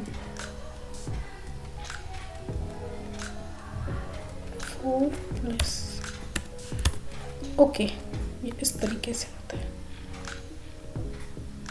ओके, पहले ऑपरेटर रहेगा, फिर साइन उसका ये रहेगा इक्वल टू का साइन, ठीक है। ए को उसका वैल्यू तो है ही, साथ ही साथ एक कुछ नए वैल्यूज़ भी हम दे रहे हैं। जैसे क्या होता है, 2 भाई हैं, ठीक है, दोनों भाई को 2-2 चॉकलेट्स मिला, तो एक भाई को चॉकलेट्स पसंद नहीं है, ठीक है, तो उसने अपने भाई को चॉकलेट्स दे दिए। अब इसका मतलब ये थोड़ी है कि उसने अपने भाई को 2 चॉकलेट्स दिए तो उसके पास 2 ही है, उसको पहले भी तो उसके भाई के पास चॉकलेट्स थे ऑलरेडी 2, तो 2 उसके पास ऑलरेडी थे, साथ ही में और 2 उन्होंने मिला दिया उसके बड़े भाई ने, टोटल उस छोटे भाई के पास हमारा 4 चॉकलेट्स हो गया। तो कुछ ऐसे ही है कि ए के पास ऑलरेडी 5 वैल्यू था, 4 हम और ऐड करते हैं। तो इसी तरीके से हम, जैसे कि एक इसका अगर हम लॉन्ग टर्म अगर देखें ना, तो कैसे होगा, इसको अगर हम ऐसा नहीं करेंगे, ठीक है, तो a is equals to a plus what, a plus 4, ठीक है, ऐसा हम करेंगे तो जाकर होगा। इससे बेहतर है कि इतना सारा ये अगर नहीं भी यूज़ करेंगे, या फिर हम बार बार हम अगर हमको वैल्यू असाइन करना होगा तो बार बार, क्योंकि लंबे लंबे नंबर्स भी तो हो सकते हैं ना, तो ये वाला यूज़ करना, लाइक ये सेंटेंस यूज़ करना हेक्टिक होगी। या फिर हम सिंपली ए को ही दोबारा हम असाइन करते हैं 109 नंबर, ठीक है, बार बार कैलकुलेट करो, बार बार ये करो, बहुत टाइम ये कैलकुलेटर में ये लॉजिक लगता है। जब हम रीचेक करते हैं ना नंबर्स को, तो हम देखते हैं कि उसी पर्टिकुलर नंबर में नंबर घटते जाता है। हम जब रीचेक करते हैं कि सारा जो भी हमारा बिल है वो प्रॉपर है कि नहीं, तो वैसे शॉप्स में जो कैलकुलेटर होते हैं उसमें वो फीचर रहता है, ठीक है। तो ये उसी नंबर को सर्कुलरी मतलब कंटिन्यूअसली उसको उसमें मॉडिफिकेशन करते जाता है, ये वाले ऑपरेटर्स, असाइनमेंट ऑपरेटर। अब हम इसमें करते हैं कि माइनस का साइन डाल देते हैं, तो 5 में से 4 माइनस करके देखते हैं कितना होता है, 1 हो जाएगा, ठीक है, वही काम करेगा। इसमें हम मल्टीप्लिकेशन का भी साइन डाल देते हैं कि 5 ऑलरेडी उसके पास है, 4 उसके साथ मल्टीप्लाई हो जाएगा। वैसे ही हम दोबारा इसको अगर हम करना चाहें, लाइक मल्टीप्लाई करना चाहें 2 के साथ, तो वो भी हम दोबारा कर सकते हैं, ठीक है। बार बार लंबा चौड़ा सिंटेक्स लिखने की ज़रूरत नहीं है, इतने छोटे छोटे सिंटेक्स को लिख कर भी हम कैलकुलेट कर सकते हैं। हम डिवाइड करेंगे, तो डिवाइड करने के बाद हमारा 1 आ जाएगा, ठीक है। रिमाइंडर वैसे तो हमारा 1 रहा, ठीक है। 5 से 4 को डिवाइड करते हैं तो आंसर 1, क्वेश्चन तो 1 आता है और रिमाइंडर 1 आता है, ठीक है। तो रिमाइंडर भी देख लेते हैं क्या आता है। रिमाइंडर भी 1 आता है। तो आई थिंक असाइनमेंट में और कुछ बाकी सब कुछ कवर कर लिया मैंने, ठीक है। और क्या बाकी रहता है फ़िलहाल के लिए इतना। अब हम आगे का कंसेप्ट पढ़ते हैं, फिर और भी प्रैक्टिकल क्वेश्चंस करेंगे। तो यहाँ पर हम समझते हैं यूनरी ऑपरेटर को, ठीक है। ये भी बहुत टफ कुछ नहीं है, 4 तरीके का होता है ये, unary plus, unary minus, increment and decrement. Further increment भी 2 टाइप का होता है, एक प्री इंक्रीमेंट, पोस्ट इंक्रीमेंट, जिसका हम अगर हम ए का प्री इंक्रीमेंट करा रहे हैं तो हम ऐसे इसको लिखेंगे, और अगर पोस्ट इंक्रीमेंट करा रहे हैं तो ऐसे लिखना है। डिक्रीमेंट के भी केस में प्री डिक्रीमेंट ये होता है, पोस्ट डिक्रीमेंट हमारा ये ऐसे होता है। तो इसको हम लोग लॉजिकली कैसे समझेंगे हम आगे जाके समझते हैं। पहले हम यूनरी प्लस को समझ लेते हैं। यूनरी प्लस का जनरली ज़्यादा यूज़ नहीं होता है, बट समझ लेते हैं। जनरली जो साइन होता है ना, पर्टिकुलर जो प्लस माइनस का साइन होता है, उसको मॉडिफाई करने के लिए यूज़ होता है। फॉर एग्जांपल हम लेते हैं यहाँ पर इंट a = 10 है, और हम b ले लेते हैं यहाँ पर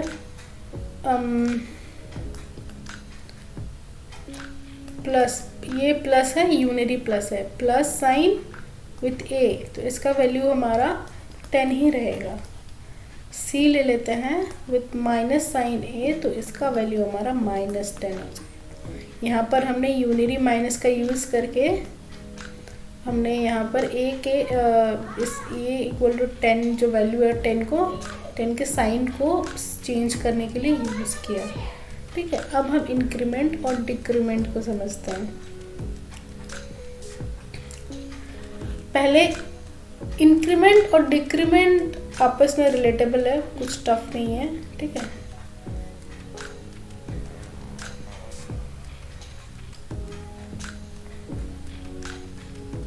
प्री को समझते हैं,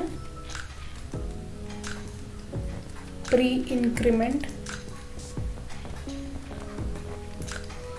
ए, जैसे ए का वैल्यू 10 हम ले लेते हैं। ए का वैल्यू 10 लेने के बाद प्री इंक्रीमेंट कैसे होता है, ठीक है। यहाँ पर ए का वैल्यू 10 है, इसका हमारा एक न्यू हमने वेरिएबल लिया, उस पे हमने असाइन कर दिया प्री इंक्रीमेंट ऑफ ए, ठीक है। तो इस टाइम पे इसका वैल्यू क्या होएगा, अगर हम a को प्री इंक्रीमेंट करते हैं, इसका मतलब क्या होता है।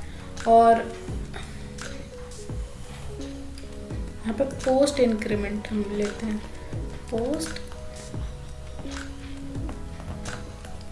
पोस्ट इंक्रीमेंट, जहाँ पर हमने यहाँ पर हम b को post increment of a assign करते हैं, ठीक है।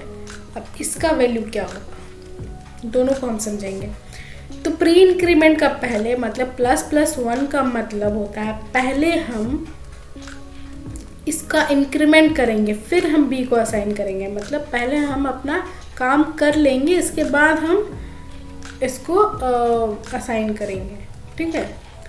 और पोस्ट का मतलब पहले हम असाइन कर लेते हैं, फिर हम अपना काम करेंगे, ठीक है। तो यहाँ पर 10 है, इसका मतलब क्या होता है, पहले प्लस है, मतलब पहले हम इसका काम करेंगे, मतलब इस 10 का वैल्यू को 1 बढ़ा देंगे। Plus post increment, pre increment या फिर प्री डिक्रीमेंट, पोस्ट डिक्रीमेंट का काम सिर्फ 1 नंबर से ही होता है। जैसे कि अगर यहाँ पर ++1 है, यहाँ पर ++a है, यहाँ पर a++ है, तो हम लोग सिर्फ 1 बढ़ाएंगे। और यहाँ पर भी जो हम प्री डिक्रीमेंट पढ़ने वाला है, प्री डिक्रीमेंट या फिर पोस्ट डिक्रीमेंट, तो यहाँ पर भी हम 1 ही नंबर से ऑपरेशन करने वाले हैं, ठीक है। तो यहाँ पर 1 पहले बढ़ा लेंगे अपना, यानी पहले 11 कर लेंगे और फिर इसको असाइन करेंगे। तो यहाँ पर क्या वैल्यू होगा हमारा b का हमारा वैल्यू हो जाएगा 11, क्योंकि हमको बढ़ा हुआ वैल्यू मिला, ठीक है। बट यहाँ पर क्या है, अभी तो फिलहाल हमारा a का वैल्यू 10 ही है, अभी तो हमने बढ़ाया नहीं। तो यहाँ पर काम क्या है, पहले हम असाइन करेंगे। तो यहाँ पर अगर पूछा जाए तो b का वैल्यू क्या होगा, b का वैल्यू हमारा 10 ही होगा, क्योंकि हमको जो नेचुरल वैल्यू है वही मिला था, हमको बढ़ाकर वैल्यू नहीं मिला था। अब हम इसके बाद हम बढ़ाएंगे, ठीक है। इसके बाद हम बढ़ाएंगे, फिर हमको ए का वैल्यू सॉरी बी का वैल्यू हमारा 11 होता है। लेकिन पहले हम असाइन कर चुके थे, मतलब पहले जो नेचुरल वैल्यू है वो हम असाइन कर चुके थे, इसके बाद हमने काम किया अपना, ठीक है। और इसमें क्या होता है, पहले हम बढ़ाएंगे अपना वैल्यू, उसके बाद हम असाइन करेंगे। तो इसीलिए यहाँ पर हमारा होता है, यहाँ पर इसी को हम लोग प्री इंक्रीमेंट कहते हैं, यहाँ पोस्ट इंक्रीमेंट कहते हैं। अब सेम चीज़ यहाँ पर भी होने वाला है। a इक्वल टू 10 ही हम वैल्यू लेते हैं, हम b का वैल्यू हम प्री डिक्रीमेंट के हिसाब से ऐसा लेते हैं, माइनस माइनस a। अब हमारा क्या होगा वैल्यू, क्या आएगा वैल्यू इसमें, पहले इसमें क्या रूल है, प्री में है पहले हम अपना काम करेंगे, फिर हम असाइन करेंगे वैल्यू। तो इसने क्या किया, 10 से अपने आप को 9 कन्वर्ट कर दिया, मतलब ये अपने आप को पहले कन्वर्ट कर दिया, उसके बाद इसने असाइन किया। तो अब हमारा वैल्यू क्या होगा, b का 9 हो जाएगा, ठीक है। लेकिन पोस्ट एक डिक्रीमेंट में क्या होता है कि ये पहले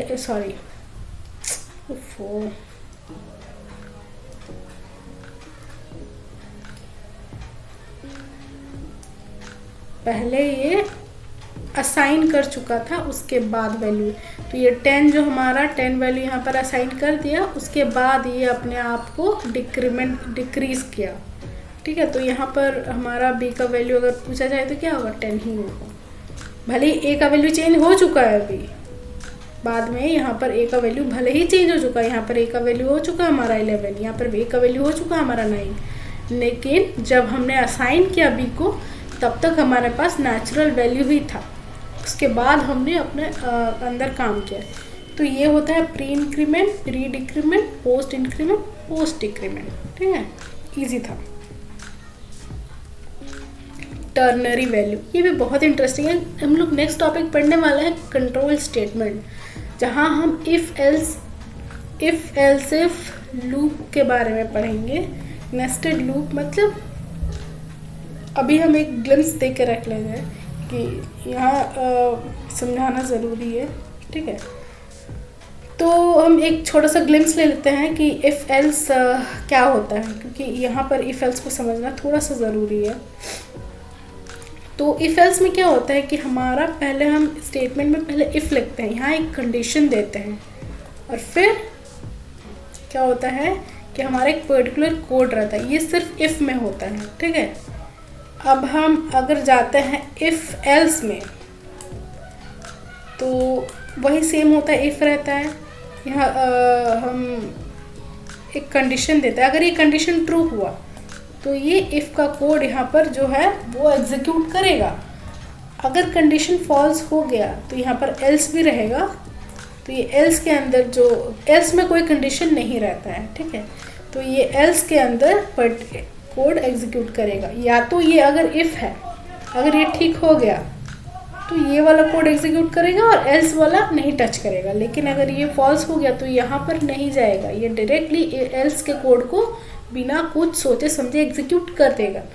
तो वही सिंपल सा है। यहाँ पर हम एक रियल लाइफ एग्जांपल भी दे देते हैं समझने के लिए। फॉर एग्जांपल, एक बच्चे का मार्क्स 33 है और क्लास में पास करने का क्राइटेरिया भी 33 है, ठीक है। तो वो चेक करेगा कि क्या इस बच्चे का मार्क्स 33 है, तो हाँ है, पास कर देगा, ठीक है, वो और कुछ नहीं देखेगा। लेकिन अगर उस बच्चे का मार्क्स 33 नहीं है बल्कि 30 है, जैसे ही ये 30 देखेगा वो ये नहीं देखने वाला और कुछ अंदर जाके वो सीधा एल्स में जाके यहाँ फेल कराना है, फेल कर देगा रिजल्ट में, ठीक है। डजंट मैटर क्या सिचुएशन था, क्या था, कुछ नहीं, फिर जाकर वहाँ पर वो फेल करा देगा। तो बस वही होता है, एक कंडीशन रहता है, वो अगर ट्रू रहता है तो ये होता है, नहीं होता तो ये होता है। बस इतना ही सिंपल सा समझो, इतना ज़्यादा नहीं समझना है कुछ। तो यहाँ पर इफ़ एल्स से क्या मतलब है, क्योंकि यहाँ पर तो कुछ खास इफ़ एल्स का कुछ नहीं लिखा हुआ है। हाँ, यहाँ पर लिखा हुआ है यहाँ पर कि used as short hand for if else statement, ठीक है, क्योंकि इफ़ एल्स का ही शॉर्टकट है ये। तो पहले हम इसी को समझ लेते हैं। अगली बार इफ एल्स भी पढ़ लेंगे अच्छे से। तो ये रहा हमारा पैटर्न, ये तो हमारा एग्जाम्पल है, ये इसका हमारा सिंटेक्स रहा, ठीक है। ये वाला कंडीशन रहेगा, यहाँ पर कंडीशन रहेगा, ये क्वेश्चन मार्क रहेगा, ठीक है।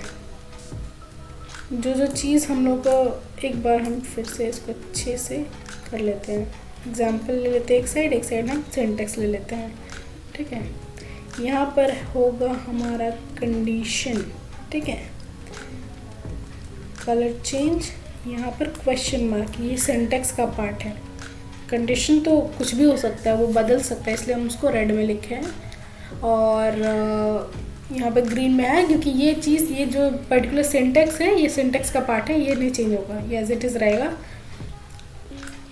फिर एक्सप्रेशन 1, मतलब अगर वो ट्रू हो गया तो ये हमारा एग्जीक्यूट हो जाएगा, पर्टिकुलर एग्जीक्यूट। अगर ये ट्रू हो गया तो ये एग्जीक्यूट हो जाएगा, ये अगला देखेगा भी नहीं क्या है, ठीक है। नहीं तो ये एग्जीक्यूट होगा। अगर ये फॉल्स, अगर ये कंडीशन फॉल्स हो गया तो एक्सप्रेशन 2 एग्जीक्यूट हो जाएगा। बस यही है और कुछ नहीं। इफ़ एल्स को इतना लंबा चौड़ा, इतना मतलब if else statement time space लेता है बहुत ज़्यादा, लेकिन इसमें एक लाइन में वो पूरा कोड हो जाएगा, ठीक है। एग्जाम्पल हम ले लेते हैं। मार्क्स हमारा should be greater than equal to 33, ये रहा कंडीशन, ठीक है।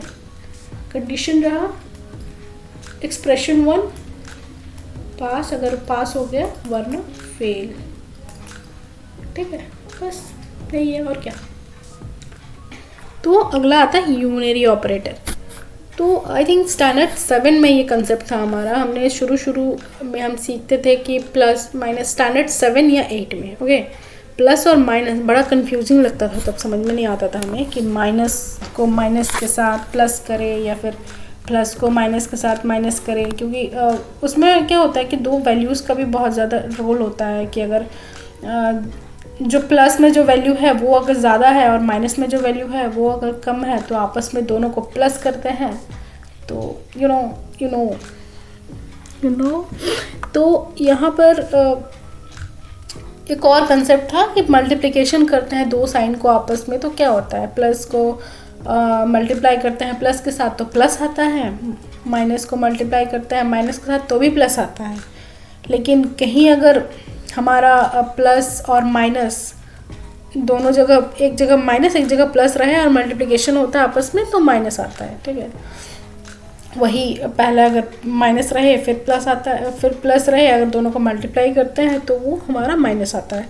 तो ये सारे कंसेप्ट हम पढ़ चुके हैं बचपन में, या अभी जो ये वीडियो देख रहे होंगे वो या तो 11th 12 में होंगे या तो मैक्स टू मैक्स 10 में होंगे या तो ग्रेजुएशन में या इंजीनियरिंग में होंगे। तो आई थिंक अगर आप यहाँ तक पहुँच गए हो तो वो कंसेप्ट अपने क्लियर करके ही पहुँचा होगा, ठीक है। तो चलिए हम जंप करते हैं यूनरी ऑपरेटर में। तो यूनरी ऑपरेटर हमारा दो तरीके का होता है, 4 तरीके का होता है, plus unary plus, unary minus, फिर इंक्रीमेंट होता है, फिर आता है डिक्रीमेंट। और फर्दर ये जो इंक्रीमेंट और डिक्रीमेंट है ना, इनके भी टाइप्स होते हैं, ठीक है।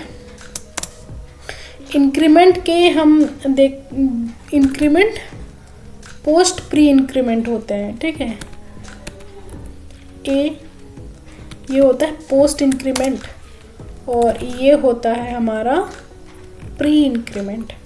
वैसे ही ये होता है पोस्ट डिक्रीमेंट और ये होता है हमारा प्री डिक्रीमेंट। इसको भी हम समझ लेंगे इसी वीडियो। जैसे कंसेप्ट तो हमने समझ लिया इंक्रीमेंट और डिक्रीमेंट का, कोडिंग भी समझ लेते हैं, ठीक है, प्रैक्टिकल इम्प्लीमेंटेशन भी। तो पहले ये हमारा रहा, हमने एक वेरिएबल में वैल्यू असाइन किया, 2 वेरिएबल्स को हमने एम्प्टी रखा। इधर हम 0 कर देते हैं असाइन, नहीं तो एरर बता देगा, इनिशिएट कर देते हैं। अब क्या होता है, हम क्या करते हैं, इधर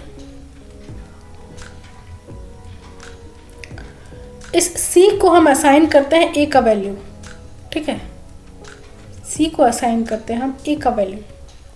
या फिर हम ऐसे भी कर सकते हैं, इतना कॉम्प्लिकेशंस नहीं करते हैं।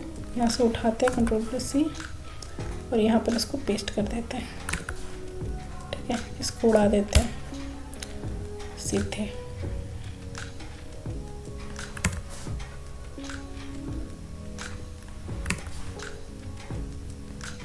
ठीक है, तो यहाँ पर हम C में क्या करते हैं, एक ये A है जो हमारा A जिसका वैल्यू है हमारा -4, इसको हम यहाँ पर शिफ्ट करा देते हैं, या माइनस हटा देते हैं अच्छे से समझने के लिए, ठीक है। यहाँ पर हम कर देते हैं प्लस, ठीक है। अब हम इसको करते हैं रन।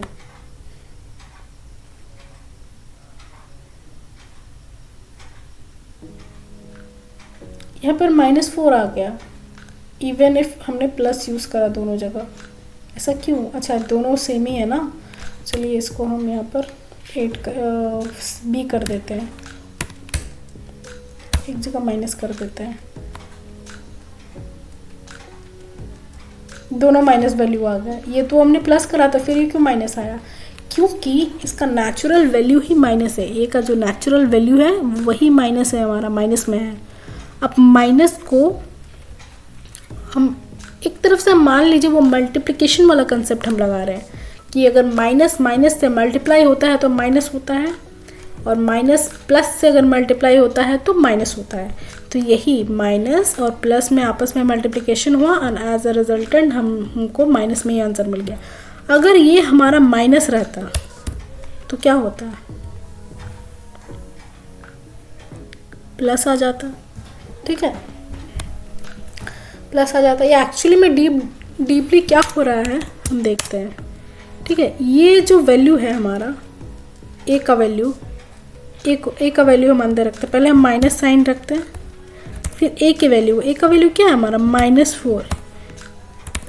तो इस चीज़ को सॉल्व करने से हमारा क्या आएगा? 4 आ जाएगा, ठीक है, ठीक है ना। तो वही आ गया इधर। अब यहाँ पर क्या है कि ऑलरेडी 8 प्लस में है हमारा, हम इसको माइनस में लेना चाहते हैं, तो यहाँ पर ये माइनस में आ गया, ठीक है। तो प्लस प्लस को आपस में अगर मल्टीप्लाई करेंगे तो डेफिनेटली प्लस आएगा। इसको भी हम देख लेते हैं, यहाँ पर हटा देते हैं इसको और यहाँ प्लस रख देते हैं।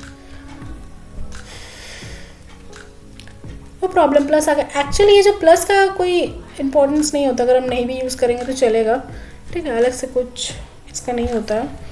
बाय डिफ़ॉल्ट ये यूनरी प्लस ही होता है हर जगह, ठीक है, अनटिल और अनलेस हम लोग माइनस ना जोड़ें।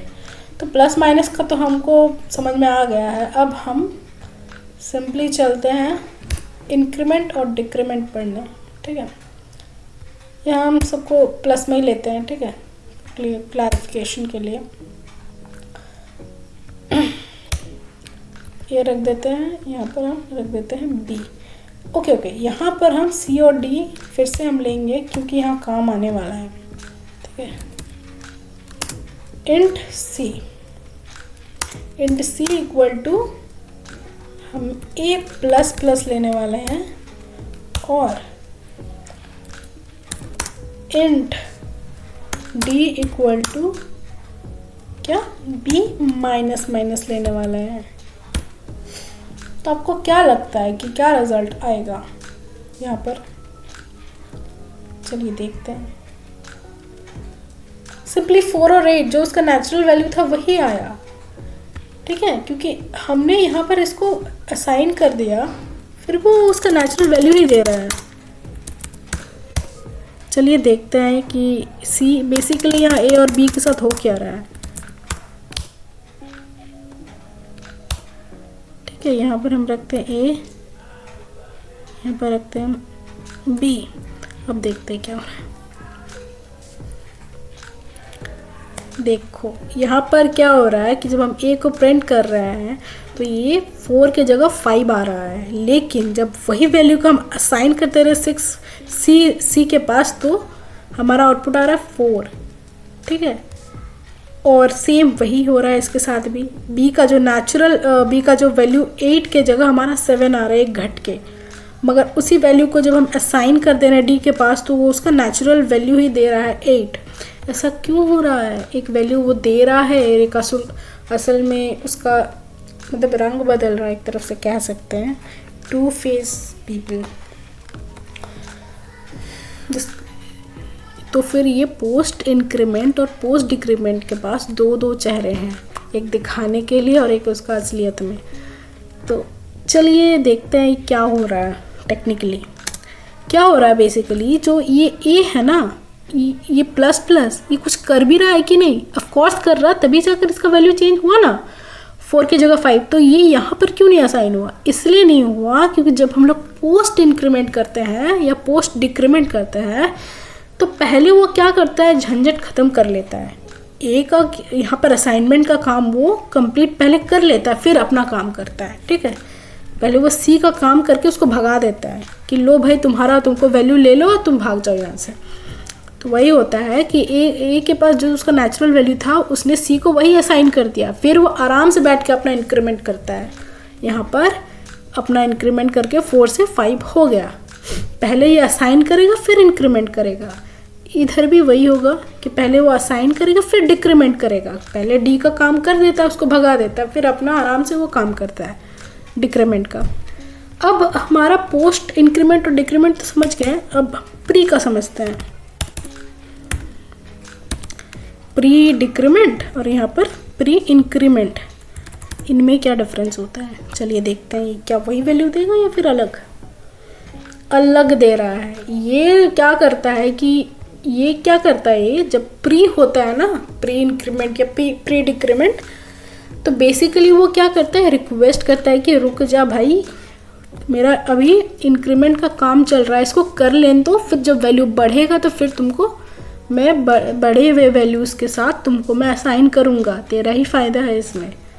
तो इसलिए वो क्या करता है कि पहले अपना काम करता है फिर उसको देता है सी को।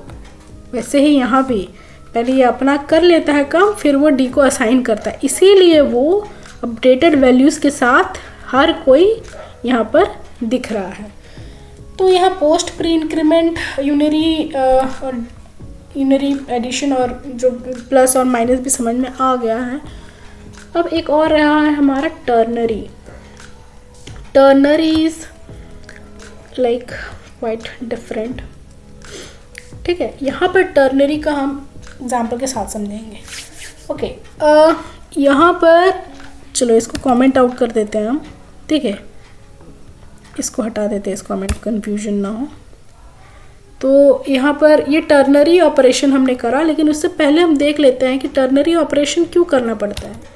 तो इफ एल्स तो अभी तक पढ़े नहीं होंगे आप लोग। ठीक है, फिर भी मैं यहाँ पर एक छोटा सा एग्जाम्पल के साथ दे देती हूँ कि यहाँ पर इफ एल्स का जानना थोड़ा ज़रूरी है। ठीक है,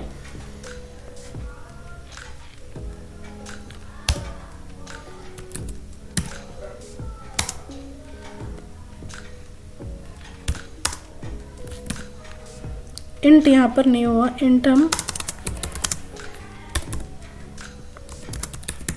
मिन कर लेते हैं इक्वल टू 0, इनिशिएट कर लेते हैं। अगर हमारा ए का वैल्यू बी से कम हुआ तो बी ए का हम क्या करते हैं, मिनिमम घोषित कर देते हैं। अदरवाइज एल्स, क्या हो रहा है यार,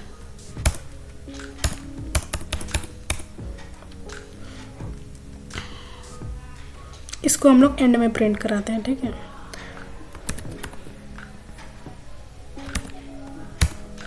ओके। अदरवाइज हम मेन किसको प्रिंट बोल देंगे, बी को। ठीक है, क्योंकि अगर ये फॉल्स हो जाएगा इसका मतलब बी छोटा है, तो बी को हम मिनिमम कर देते हैं घोषित। अब इसको रन करते हैं।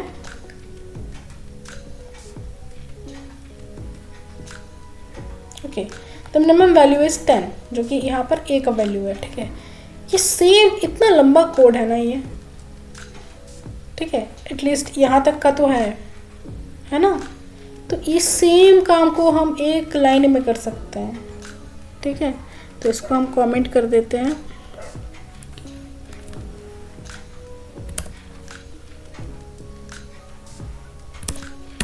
ठीक है, इसको हम कमेंट करके इसको यूज़ करते हैं, इसको हम लोग रन करते हैं।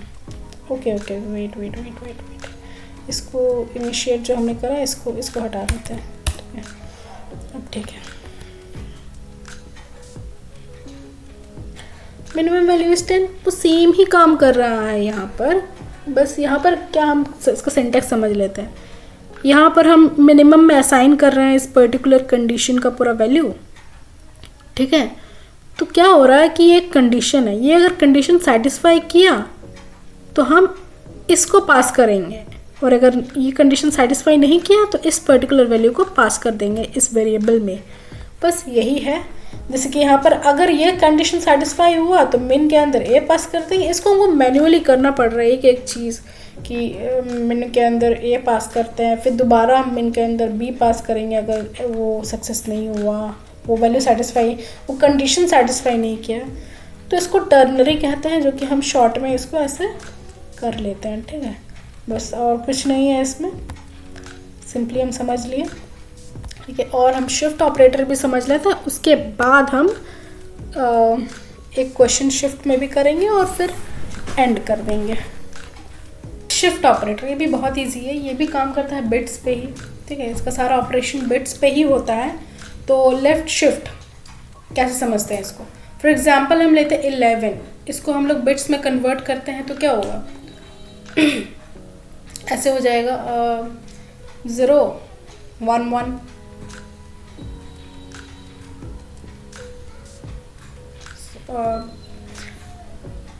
1 2 4 8, ये 13 हो जाएगा, ठीक है। हम 13 को ही लेते हैं एग्जाम्पल।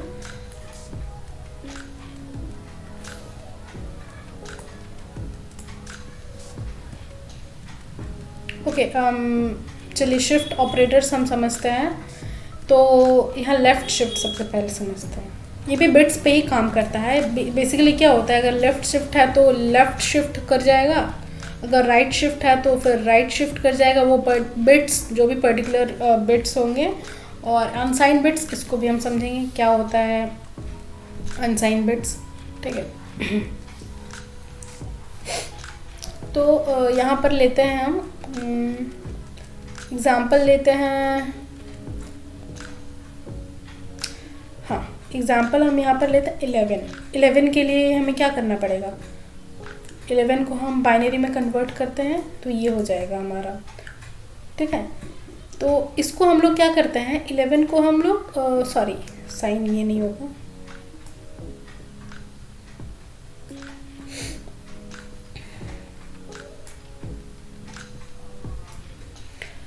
ओके, लेफ़्ट शिफ्ट कराते हैं 2 बार, ठीक है।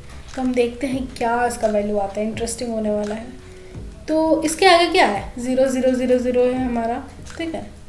तो इन बिट्स को हम 2 बार अगर शिफ्ट करा दें तो क्या हो जाएगा, 1 0 1 1, और यहाँ पर 0 0 हो जाएगा, ठीक है।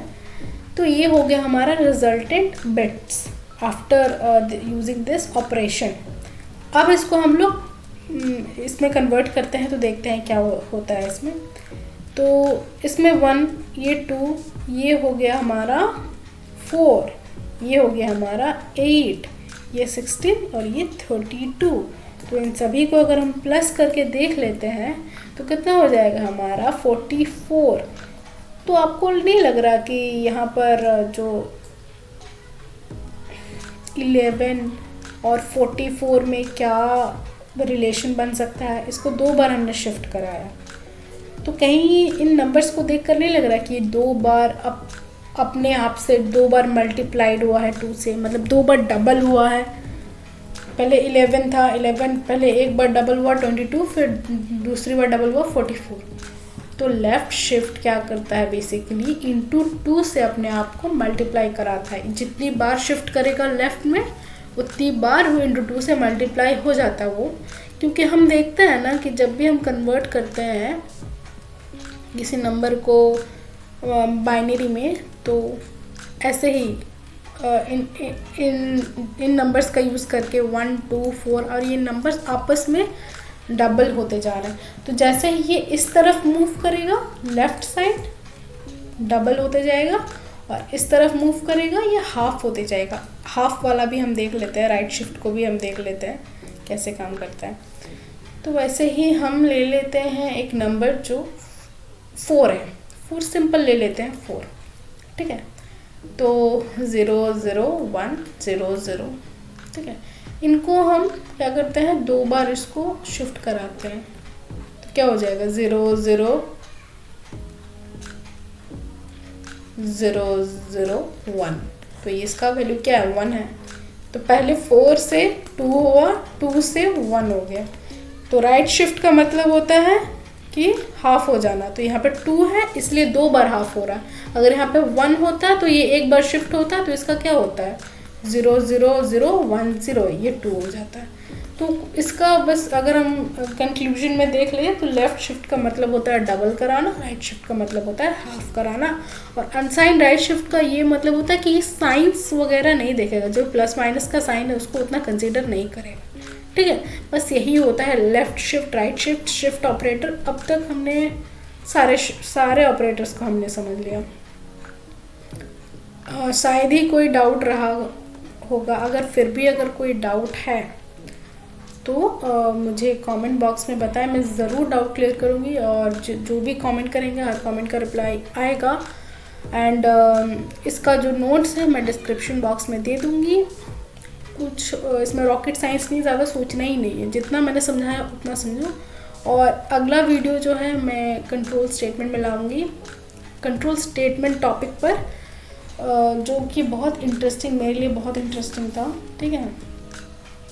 उतना पेशेंस का ज़रूरत नहीं, आपको लगेगा ही नहीं कितना जल्दी वो कंप्लीट हो जाएगा टॉपिक। उसके बाद हम पढ़ेंगे लूप्स और मेथड्स, बस ये 3 टॉपिक बाकी है। उसके बाद हमारा बेसिक जावा कंप्लीट हो जाएगा, ठीक है। ओके, तो हमने शिफ्ट ऑपरेटर का हमने कंसेप्ट पढ़ लिया। अब हम लोग करते हैं शिफ्ट ऑपरेटर में थोड़ा सा क्वेश्चन, ठीक है। तो यहाँ पर जैसे कि हम देख रहे हैं, हमने लेफ़्ट शिफ्ट का मतलब क्या समझा था। जो हमारा लेफ़्ट शिफ्ट है इसका मतलब होता है डबल द वैल्यू, ठीक है। और राइट शिफ्ट का मतलब होता है, ओके वेट या लेफ्ट शिफ्ट का मतलब होता है double the value, right shift का मतलब होता है half the value, half the value, ठीक है। और बस यही है। और एक ट्रिपल राइट शिफ्ट रहता है, उसका मतलब होता है कि वो राइट शिफ्ट जैसा ही काम करता है, एग्जैक्टली वही काम करता है, बट वो साइन को कंसीडर नहीं करता है, ठीक है। प्लस माइनस साइन को कोई कंसीडर नहीं करता, तो बाय डिफ़ॉल्ट वैल्यू पॉजिटिव में ही देता है, बस वही होता है। तो इसको हम लोग देख लेते हैं दोनों को, कि ए का वैल्यू हमारा 6 है। वो क्यों होता है वो हमने कंसेप्ट में पढ़ा, इसके अंदर के हर एक लॉजिक को कि बिट्स में कन्वर्ट करके हमने देखा कि क्यों होता है ऐसा, कि राइट शिफ्ट कर लेने से उसका वैल्यू हाफ हो जाता है और लेफ़्ट शिफ्ट कर लेने से वैल्यू डबल हो जाता है। तो वो चीज़ का हम लोगों ने लॉजिक कंसेप्ट में पढ़ा। अब हम इसे प्रैक्टिकल करके देखते हैं, ठीक है। ए जैसा है हमारा 6 और हम इसको एक बार डबल करना चाहते हैं, ठीक है। तो बी में हम इसका रिजल्टेंट वैल्यू बी में असाइन करके आप बी को प्रिंट कर लेते हैं, ठीक है। इसमें हमने 3 कर दिया क्योंकि ये हो रहा है हमारा राइट शिफ्ट, हाफ हो जा रहा वैल्यू, ठीक है। अगर हम ये लेफ़्ट शिफ्ट करते हैं तो टेक्निकली इसको डबल होना चाहिए, 6 + 6 12, जो कि आ गया। अब यहाँ पर ये वाला नंबर का क्या वैल्यू होता है कि कितना बार हम डबल या हाफ करना चाहते हैं। जैसे कि हम यहाँ पर 2 बार डबल करना चाहते हैं तो 2 रख दिए, बस हो गया हमारा 6 × 2 12, 12 × 2 24। यही है लेफ़्ट शिफ्ट और राइट शिफ्ट का काम। तो बस आई थिंक आज के लिए इतना ही काफ़ी है। और आई होप कि और कोई डाउट नहीं रहा होगा, क्योंकि मैंने सब कुछ एग्जाम्पल के साथ, प्रैक्टिकल इम्प्लीमेंटेशन के साथ, अभी मैं बहुत सिंपल एग्जाम्पल यूज़ कर रही हूँ क्योंकि मैं नहीं चाहती हूँ कि किसी का भी कंसेप्ट बाउंस बैक करे या फिर समझ में नहीं आए, ऊपर से जाए। जितना बेसिक समझना अभी समझ लो, क्योंकि क्वेश्चंस जो मैं बाद में कराऊंगी ना वो क्वालिटी क्वेश्चंस होंगे। वो क्वेश्चंस इंटरव्यू में भी पूछे जाते हैं और एग्ज़ाम्स में भी पूछे जाते हैं, और वो आपके बेसिक जावा का सारा A to Z end to end सारा कंसेप्ट क्लियर करने वाला है। मेरा गारंटी है, ठीक है।